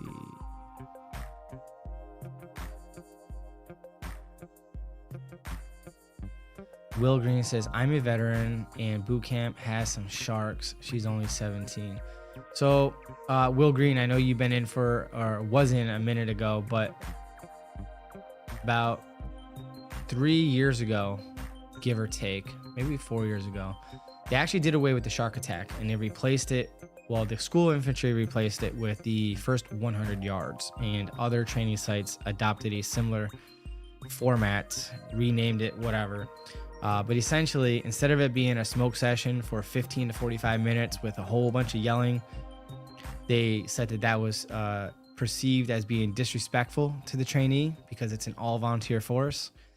And they are implementing a first 100 yards or a variation of that anywhere else, where basically they get off the bus, they secure the gear, they basically do a supply mission. So they look at the first aid litter, the 5-gallon water jugs, and whatever else they have there, like MREs and whatever. They look at how it's set up and they run off in the distance to a set distance. And sometimes, depending on where you go, they'll have like different stations where you'll stop and do certain things and carry more stuff from there to the next one, to the next one, to the next one until you finish it. And then they usually do a demonstration culminating all the skills that they'll learn throughout Army basic training. And then they'll begin basic training. So it's a very long, drawn-out program, and they will get smoked, just not in the traditional sense that you and I did when we went through the shark attack. Big J Gaming, what's up? What's up? Appreciate you tuning in. What have you heard regarding joining with HIV? Last time I checked, it is a waiverable condition now. So if you have HIV and you want to join, you should be good to go with a medical waiver. Now, I've yet to process anyone with that, but it is a possibility. Giuseppe says, I wish Big Sergeant Schwartz was a recruiter when I first started. He definitely would have set me up right. Yeah, I'm sorry, man. Your active duty recruiter screwed you over with the reserve. And I'm not saying that anyone else here is going to get screwed over. He just had a bad recruiter that screwed him over, unfortunately. He got dealt a bad deck of cards. But with that being said, Red Cat says, how does the Army screen for STDs, STIs? Do they allow people in if they have any of those, like herpes, genital herpes? Worried if a potential mate might have those in the Army, with all due respect. I have gotten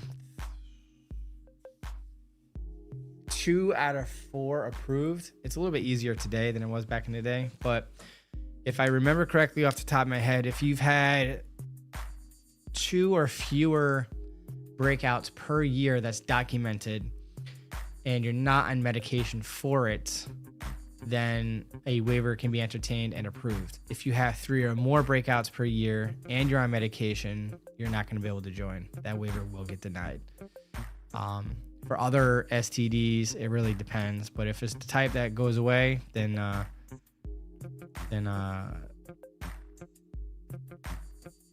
it's an easy waiver, if it even requires a waiver at that point. But if it's something like herpes, that will definitely require a medical waiver.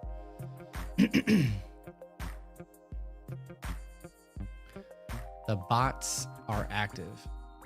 Will Green, what do you refer to as a bot so far? I haven't seen any bot-like comments, at least in my opinion. But let me know. Curious to what you perceive as a bot response. Sam says Genesis is a new system. They can find out your medical and criminal background. Well, we could always find out your criminal background, and criminal background has nothing to do with MHS Genesis. MHS Genesis is just having the ability to look into your medical history. Marco says, went through the whole process and was planning to ship out during the summer. There are no openings until October. Is there any sort of waiting list I could be on to recruit decides not to go? Yes, I know we do. So our guidance counselors on a weekly or bi-monthly basis will go into the system and look for earlier ship dates. Just be on, or just be aware that if you request an earlier ship date, and they say, hey, listen, your new ship date is next week, then you're expected to ship out with your new ship date. So be careful what you wish for. Hashtag I'm just saying.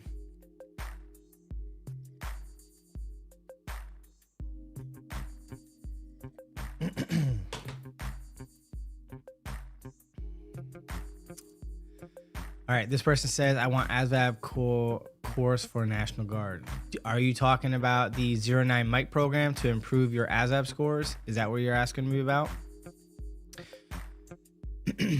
Mail Vong Zhang, if I mispronounce your name, I apologize. But this person says, if I am single, no dependents, and living by myself or with a roommate as a co-tenant in an apartment, would I be qualified for BEH during basic training AIT, which totals around 7.5 months? So if you have a legitimate lease with your name on it, regardless of who's on the lease, then you're going to qualify for housing allowance if you're in the Guard or Reserve. Now, if you are in a sublet lease, most, if not all, training sites will not accept that. So again, if it's a legitimate lease and you are cohabitating with somebody else in the same apartment, then you're good. But if they're subletting the lease to you, it's not going to be good enough for the training sites. It'll be good enough for your local Guard unit or Reserve unit, but it won't be good enough for the training sites. They're very super duper strict. Kind of hard to explain, but it is what it is. Okay, Guard. Perfect.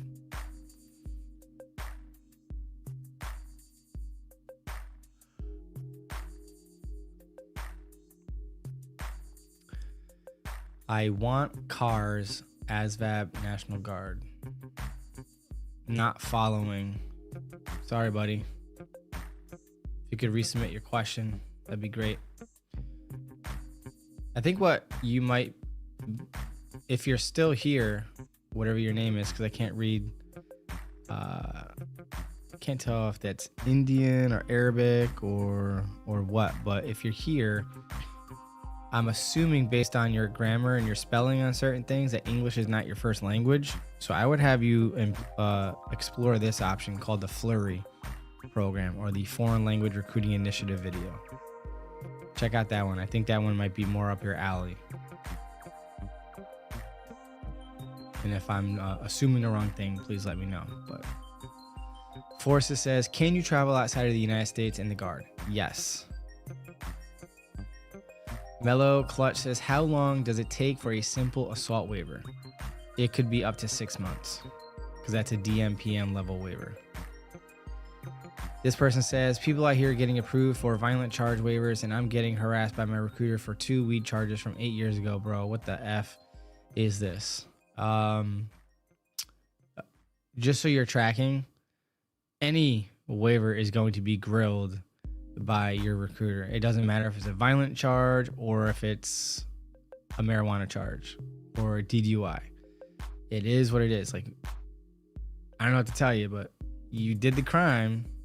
and now you got to do the time. And what I mean by time is you're ineligible to enlist because you were not of high moral character and you got caught, and these are the repercussions. So you can do whatever you want in life, but there are consequences to those decisions. So you chose to do XYZ, you got caught, and because you did those choices at that time, this is what you have to deal with.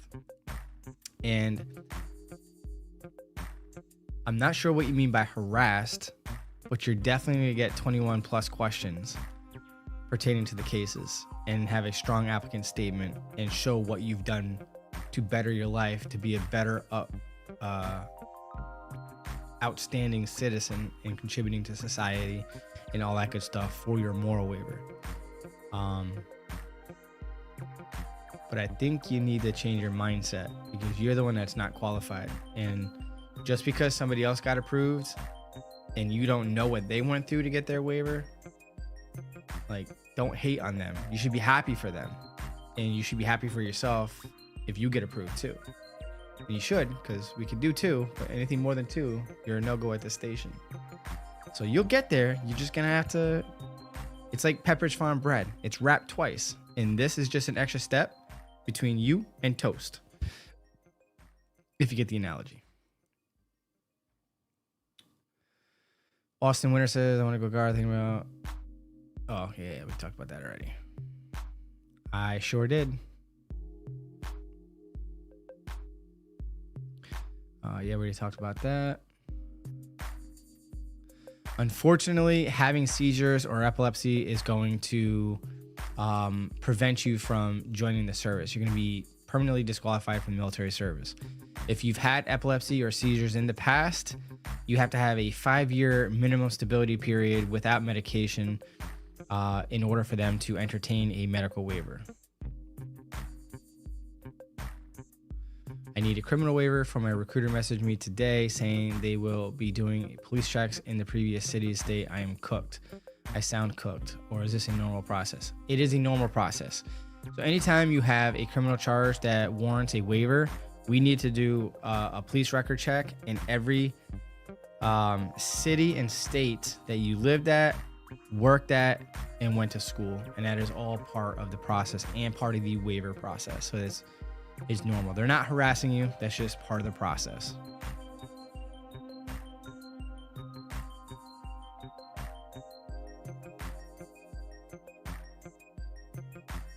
We already talked about that. Callie says, how do you find out what MOSs I'm eligible for with a score of 51? So many to pick from. It's kind of confusing what score you need for each MOS. Any links? Yes, Callie. Let me know if you're still here in the chat, and I'll try to pay attention. But this is the video I want you to check. So what I want you to do is I want you to get your line scores from your recruiter. And in the description area underneath that video about which Army MOS is the best is an Excel sheet that I'm going to have you open up on a computer, preferably through Google Sheets.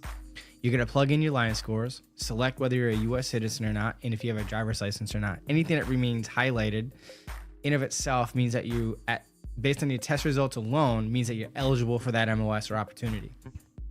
Your recruiter in my video, if you watch it, will share the other factors that will weed out certain opportunities depending on which component of the Army that you're going into.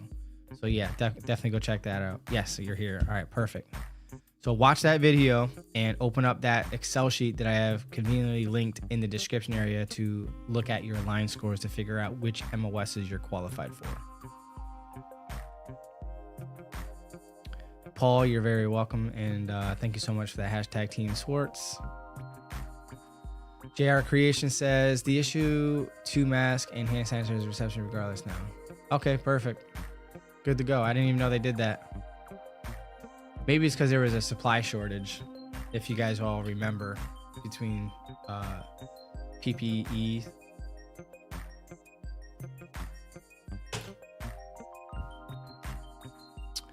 Austin Winters, how do I find AGR openings? So if you're in the New York Army National Guard, it would be this link here.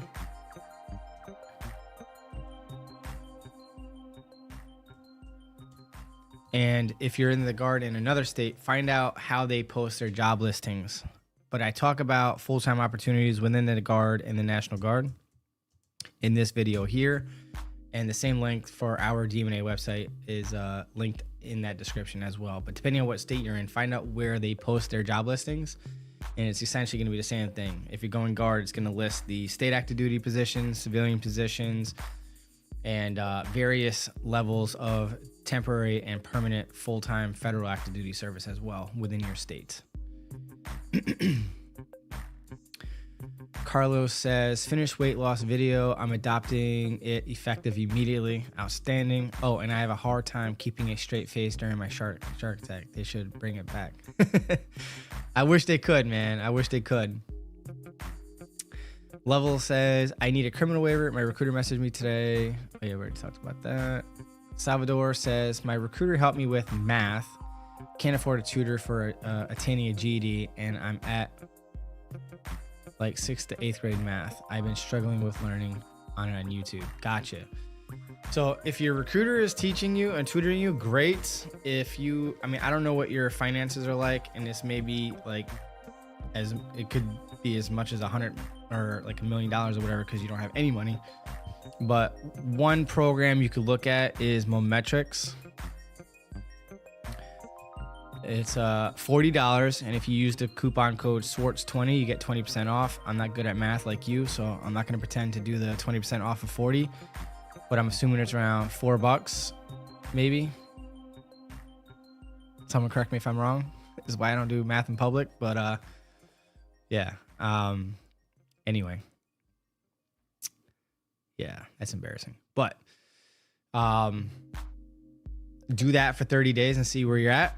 It's probably cheaper than spending over $300 on a real tutor. And when it comes to getting your GED, you don't need a GED to join. You need 15 college credits. This is the hack. I have a video called Sophia. Why is it not working? Oh, why is it not working? Oh, I know. I spelled it wrong. My bad. Your fault. Here we go. So you can join the Army with no high school diploma or GED by obtaining 15 college credits. Now with Sophia, unfortunately, it's going to be a little bit more than that $40 a month to pass the ASVAB. But for $99 with Sophia, you'll be able to take unlimited classes, as many as you can complete within a 30-day period. And the hack is I listed various classes. You only need to do about 5. They're about 3 credits each. So you pick 5 3-point or 3 credit classes in the description area, and many of these are going to be found online through Quizlet. And if you're smart, just go to chatgpt.com. You're going to say whatever the question is and give them the 4 options, and ChatGPT will tell you which answer of those 4 options, or however many options they give you on the multiple choice tests, that is the correct answer. And boom, within a week or 2, you've got 15 college credits. Then you'll use the college that I linked down below in the description area, or another college that's willing to convert those into official college credits, because we can't use just the Sophia transcript. They got to get converted into official college transcript. And about 2 weeks ago, my applicant did just that through the college I listed in it. So there's a $25 sign-up fee for the Florida State University at Jacksonville, and then a $5.25 per transcript that will be sent to you. They'll send you a physical copy, and they can parchment your recruiter a digital copy of your Florida State University or a Florida State College at Jacksonville official transcript. All right, that's how I received it in my email through Parchment. So it's legit. All right. And good luck to you. And if you just want to learn about testing strategies for the ASVAB with other free resources that you can check out, to include studying hacks and whatnot, you can definitely watch my ASVAB Ultimate Study Guide as well.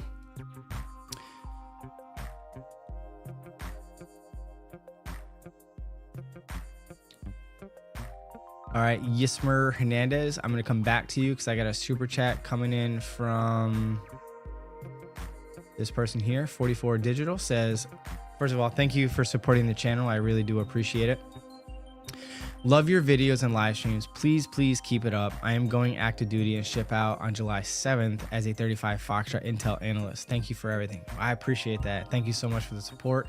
Good luck to you in basic training. AIT is going to be challenging. So pay attention in class, take lots of notes, review the regulations and things that you cover in class during the day. Make sure that you participate in class, ask questions. And I would suggest that you rewrite your notes on a nightly basis. Maybe spend 30 minutes on the phone at home if you have access to your phone at AIT. Keep it to the minimum. Monday through Friday, you should be focused on studying and being in class. Go to bed when lights out. Get some sleep. Sleep is important. On the weekends, spend more time on the phone with the family and review your notes and things that you covered for the previous week. All right, but that's the best advice I can give to you for a in-depth, challenging school like 35 Foxtrot. All right, it's gonna be tough or challenging academically at least. But I will be continuing my channel regardless, even when I retire, maybe sometime in October of next year. My wife is supposed to graduate from recruiting school next Friday. So she will eventually, when I retire, maybe not on the channel before that, maybe I'll bring her on, but she will give my channel longevity as far as accuracy in current events and current policies and stuff like that. And she will be more of a face on the channel as well. So this channel is not going anywhere. I'm here for you guys, as always. Got another super chat coming in from Callie again. Thank you so much. Appreciate it. You said, thank you for your links. Have a good night. Hashtag Team Swords. Appreciate you. Stay blessed. Be good. And hopefully I'll see you next week. Thank you for tuning in and for supporting the channel as always.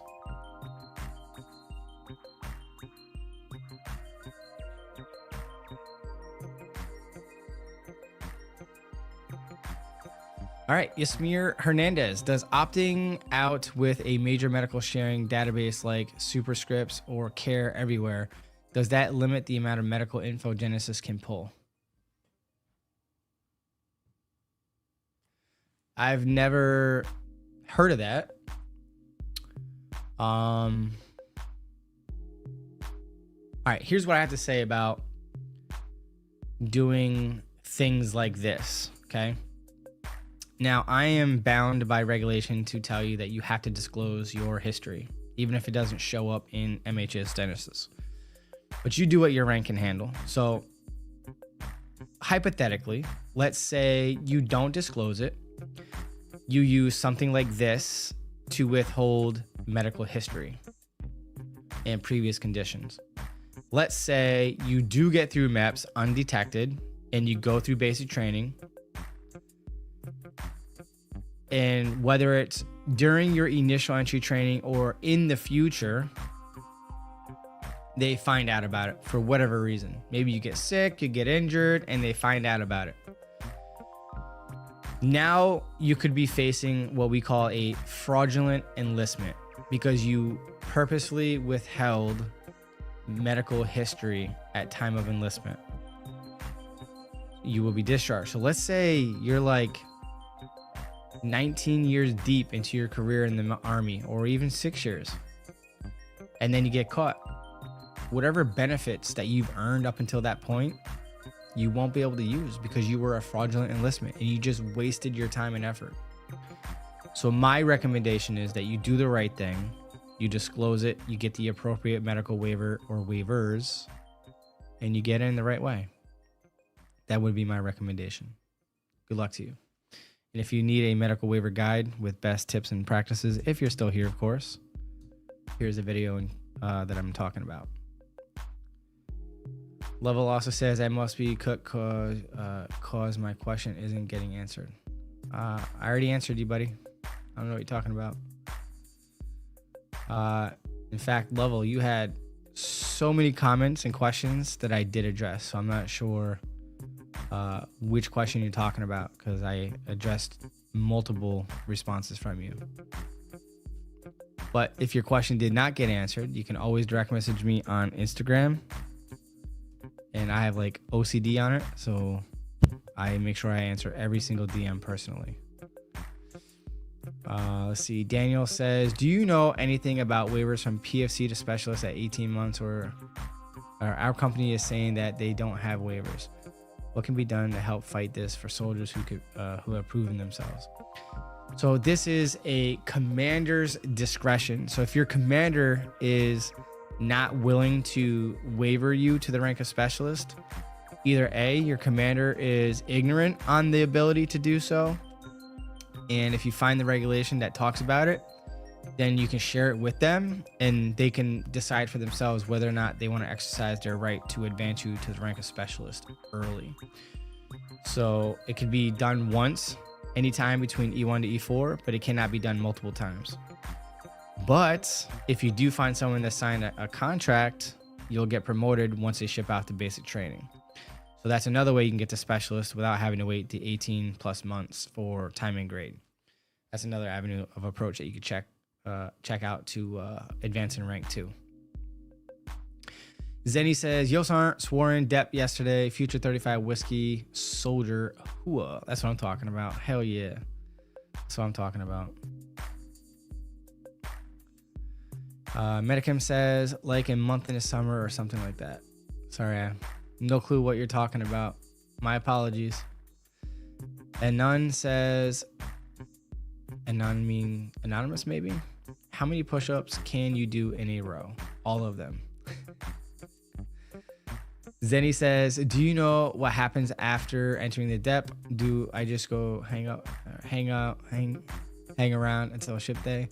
So I'm not 100% sure what the Army Reserve or active duty do with their delayed entry program, but typically they'll get together one night a week and they will do physical training with you and whatever else the future soldier leader puts into that dep or future soldier program. So in the Guard, we have a program called the Recruit Sustainment Program, where it's National Guard Bureau mandated classes that we teach you and everything. So we do a better job more effectively while getting paid, right, to prepare for basic training. So your future soldier program is going to be as good as the future soldier leader and the effort that they put into that program, whether they go above and beyond and teach you like basic land navigation, terrain features, and how to identify things on a topographical map versus basic first aid, squad tactics, or whatever it is that they want to teach you. But that's typically once a week until you ship out. Not mandatory, but you do have to go in at least once within 30 to 45 days of your current ship date to knock out your, what do we call it? The OPAT, the Occupation Physical Assessment Test. Anthony Ramirez says, I've been hearing from recruiters I talked to for the Civilian Acquired Skills Program. I can join with a 16 for 12 November since I had the experience on heavy equipment operator. How true is that? I have never, ever in my 20 plus years of recruiting have seen anyone who joined the Army or was authorized to join the Army with a failing grade through the Civilian Acquired Skills Program.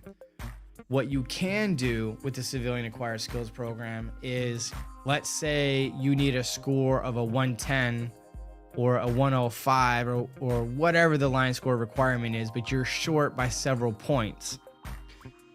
We can waive a certain amount of points for a good chunk of MOSs. But if it's in, let's say 31 Bravo, for example, military police, and let's say you have 3 years of experience as a law enforcement officer and you missed it by 3 points. Because of your experience as a law enforcement officer, we can put you into that MOS and get approval through the schoolhouse to waive those points. But just because you're applying for the Civilian Acquired Skills Program, you still have to meet the requirements for that MOS. So for example, 68 Whiskey is one of those MOSs that requires 2 line scores at certain scores, right? And to get that Civilian Acquired Skills Program, at minimum, you're going to need to be a national basic EMT, NER EMT, and whatever it's called, the national certification for a basic EMT. Sometimes the schoolhouse will require a certain amount of time of experience working as an EMT or a medic or a paramedic. So just keep that in mind. But I've never seen a low ASVAB score being waived because of the civilian acquired skills program. That's new to me. Now, I'm not saying it has never been done. I've never seen it or heard of it. But you never know. I mean, I could look into it. I'll ask MEPS tomorrow. So if you direct message me, put in ACASP low ASVAB score, and I'll know that's you. And I will ask our MEPS guidance counselor tomorrow and see if that's something that they do. I've never heard of it though. Level says, not hating, just a little odd in their personal opinion, but I understand it's my fault. Level says, that Team Swartz, that was my question. Thank you for the answer. Also, sorry if I sounded like I was hating on anybody. It wasn't my intention. No worries, man. I was just making sure that we're on the up and up on everything. And if you were leaning towards that, I just wanted to make sure that you understood, and you do. So that's good. So no harm, no foul. And if I came off harsh, I apologize as well. That wasn't my intent either. Zenny says, I also heard I can get E3 if I do some classes, a program, but haven't gotten any chance to meet with my recruiter to get more info since I've sworn. Yeah, get with your recruiter, because I'm not sure what they're referring to, but there's a few ways. Stripes for skills and or stripes for buddies is the only way that I'm tracking. Unless you're going to be leveraging Sophia credits to earn 48 or more credits that get converted into official college credits that you could use as well. Excuse me. Applejack says, I'm glad I found your videos. They helped me so much. Well, I appreciate you and glad that you find them helpful. JR Creations says, does your light change colors and where can I get one? They're not cheap. I had to buy multiple sets to make all that. But if you're talking about these, yes, I can change the colors by hitting the button. The app, probably because they're phased out, which is probably why they're so expensive. The app doesn't work, so I have to manually do it. If I could, I would set it at orange or red, but I've yet to find it. I mean, I've only once been able to hold it at orange or red. I'm colorblind, so I don't know if it was orange or red, but I had it steady at red, and I guess we had a blackout momentarily, and it reset, and haven't been able to figure it out. So it's bouncing between yellow and I guess red and orange. But yeah, it's changing. And if you DM me on Instagram, I'll find the link where I ordered them from. I think it's like $150 for like 9 of those things. And then you can buy smaller kits of like 3 or something like that. But yeah, they're expensive. So depending on the design that you create will dictate how expensive it's going to be. Tella says, I have a felony for forgery and 3 other misdemeanors. Ooh, you're a no-go at this station. If they were all outright dismissed and proven not guilty, then you might have a chance. But felony, I don't know. Forgery, it might be waiverable because it's not like violent or drug-related or money. Or forgery for money? Like you forged a check and got money from someone? If that's the case, then you're a no-go at the station if it's over $500. Oh, diversity program? Nah, that means you were guilty. You're a no-go, unfortunately. So if you do any type of diversion program, conditional release or probation, or any other type of course, that means you were guilty. And based on those conditions, the judge ultimately dismissed the case. So as a civilian, you're good to go if it was dismissed. But on the military side, at least with the Army, it doesn't take away from the fact that you still committed the crime. So that's why you're going to get denied the medical waiver.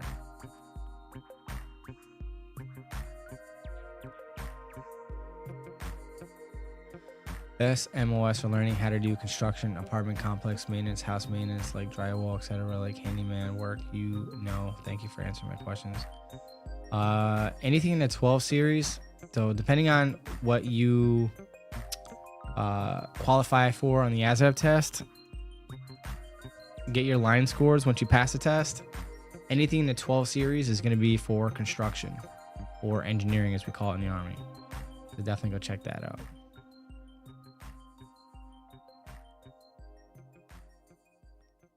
Apple Jacks. That's why I don't do math in public.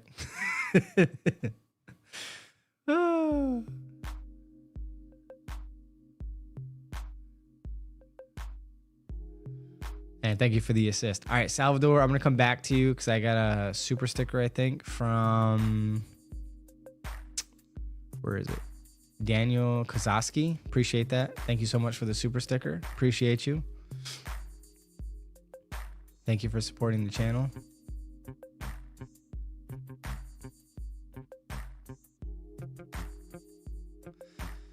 Salvador, I can afford that if it's a month. I can grind for Sophia, but don't need to know math still. Well, you're gonna need to know math for the ASVAB test, but for the college classes, no, you can just choose anything other than math related courses. So anything chemistry related, math, steer clear of those classes if you're like me and math is not your forte. As I just clearly demonstrated with the $4 discount code, I was way off. Austin Winter says, if I do Sophia, can you join as an E3 if you have... Are you sure it's $8? My math can't be that bad. What is 20% of $40? Dang, you're right. That's why I don't do math in public. Damn it. There you go. Save $8 with Swartz 20. Look at that. Hell yeah. Good stuff. All right. So Austin Winter says, if you do Sophia, can you join as an E3 if you have most of those credits? Yes. If you have 48 or more college credits, you will join as a private first class. Yep. Once you get them converted into a official college transcript. Zenny says, same question I was just about to ask. I have 32. There you go. So 24 or more is E2. Chardsky, or Chardsy rather, what are the essential preparations for or to make in RSP before basic? I have about 4 months. All right. So if you want to know what RSP is about, I have a video describing the RSP, the Recruit Sustainment Program, for those of you that are joining the National Guard and to prepare for basic training. This is what I highly recommend. The best ways to prepare for basic training video right there.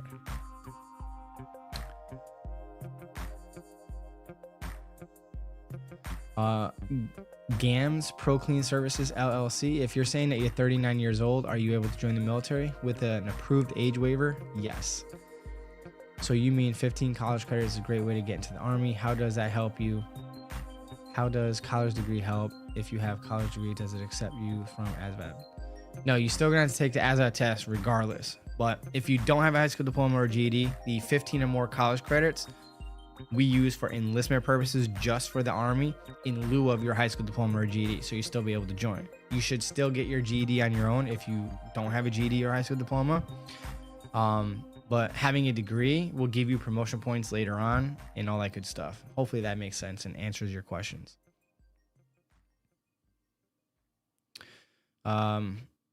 This person, I will be right back to you because I got a super chat from somebody here. Shaquille Tony, appreciate you. If I jacked up your first name, I apologize. Their question is, if I join the Guard, will I get BAH every month or only while deployed? Only when you're on orders for more than 30 days. So when you're in your initial training to complete your basic training and your job training, you'll get BAH if you're eligible for it. And future schools or deployments that exceed 30 days, 30 consecutive days.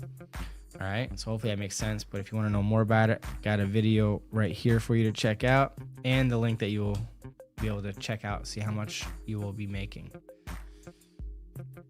Just keep in mind that at the time of the recording, since then, we've gotten a 20% pay raise.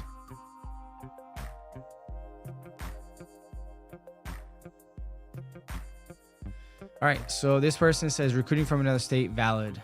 If you're going regular Army or Reserve, active duty and reserve recruiters can remotely process you from another state. If you're going Guard, it would have to be the state that you're joining. So if, let's say, for example, you live in New Jersey and you're willing and able to join the New York Army National Guard and drill out of New York, then I could process you into the New York Army National Guard. And conversely, let's say I live in New York and I want to join the New Jersey Army National Guard. I have to go through a New Jersey specific National Guard recruiter to go into the New Jersey Army National Guard, if that makes sense. Oh man, where did it go? All right, shoot, did I scroll that far? Hang on, I missed my place. Hang on.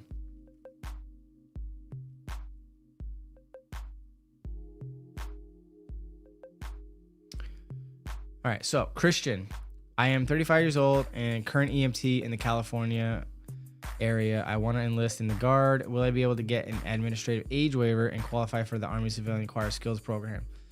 So yes, you can get an age waiver, easy peasy lemon squeezy for 35 years old. And as far as EMT is concerned, if you have earned at minimum your national basic EMT certification, then that should be suffice to get the Civilian Acquired Skills Program. All right. At least in the past, that's what I've done. Let's see. It's been a while since I've done it though, but yeah, it works. Daniel says, I just got on, so I don't know if you answered this yet, but will be going to therapy disqualify me if it comes out on Genesis? Yes, and you will need a medical waiver for it. And you can watch this video to help you go through that process with best tips and practices. Zenny says, can you get promoted while still in TRADOC? Yes, but unless you're in the top 20% of your class, you're gonna have to wait until you get to your unit of assignment to see rank advancements. I have to go to DLI for my first AIT for a year, so I'm wondering if no, that will kind of like be like a permanent change of duty station. So you should advance. They should be able to process you because you're there for so long. Freaking Gabagool says, it is true that if I change that was a deferred adjudication, no conviction after probation doesn't show up on fingerprinting. Is it true that I don't need a waiver? Heard if it's just self-admissal. All right, so, oh, you have another part right here too. Something, never mind that answering my question, I guess. Gotcha.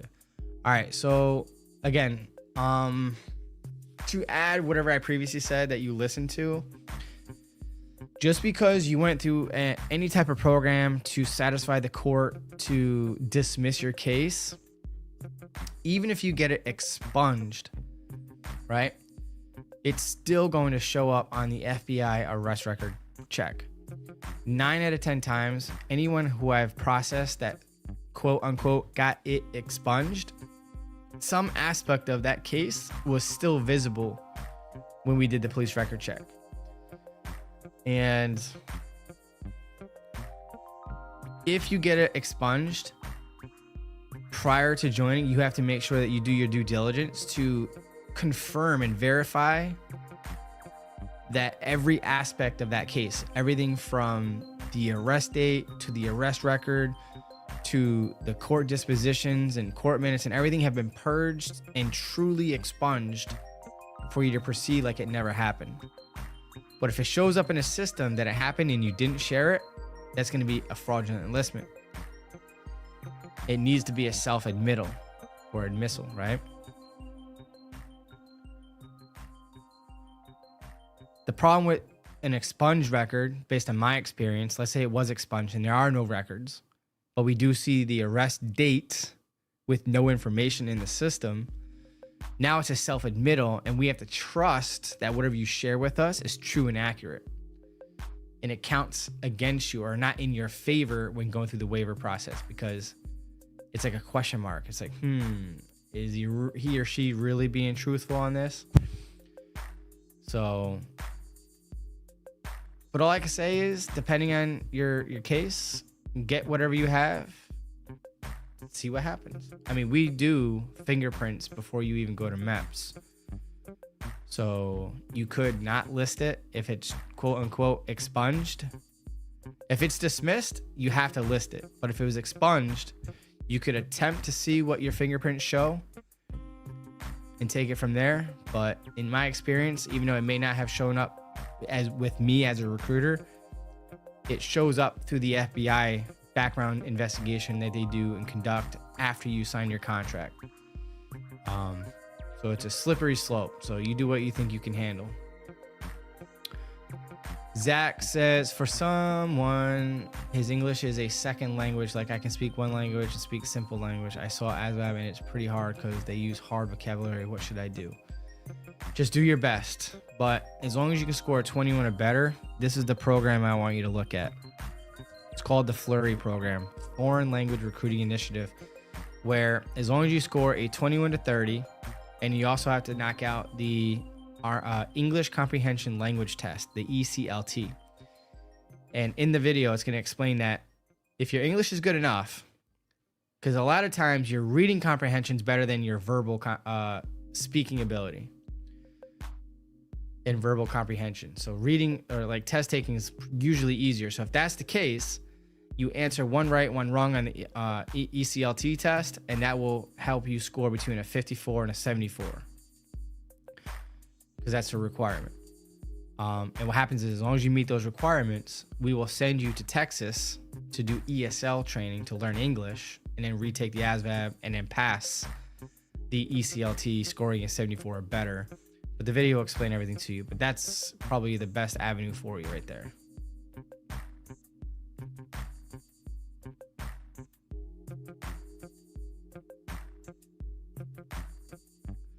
Yeah, that's unfortunate, and I'm sorry that you have to deal with that. Oh, okay, gotcha. Who knows? It could possibly be waived or something like that. Zenny says, I appreciate all you do with the channel. Started watching you before I even took the ASVAB, went to MEPS, and now I am sworn in with the signed contract. Lots of hurdles, but happy to be enlisted. Hell yeah. Congratulations, buddy. Appreciate you. And thank you for your kind words. All your videos and lives have been super helpful throughout the journey. Well, I appreciate that. This person, Brett, says, I would like to join as an MP military policeman, but I've seen that SecFo has better options in terms of degree. And sorry, I have no clue what you're talking about here. My apologies.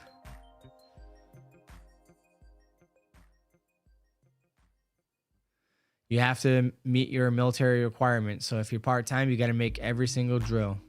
So you have to travel back and forth if it's an extended visit. Average deployment time is 9 to 12 months. Lorraine, appreciate you. Thank you so much for tuning in. And Red Cat, how high up are the shower heads in the Army? Are they tall enough for someone 6'6"? You might have to squat down a little bit, but you'll be all right. You tall mother flower. Danny says, do y'all accept or need volunteers at recruiting stations? Need something to do while I wait to ship out? If you do, Zenny, if you're not already a specialist E4, if you do help out your recruiter in their recruiting events, anyone that you've helped them find and they contract, you get promoted and you receive a recruiting medal as well and a ribbon to wear on your uniform. Lorraine says, what are your thoughts and advice about trainees at basic training getting sick, community living around the world, and amount of vaccines they receive at once? It's going to happen. You just got to grin and bear it. You'll be all right. It's just part of the process. It's like kids going to daycare. It's the same thing. It's unavoidable. You're going to get sick. Austin says, would I get active duty benefits from AGR like BH and VA loan faster? Yes.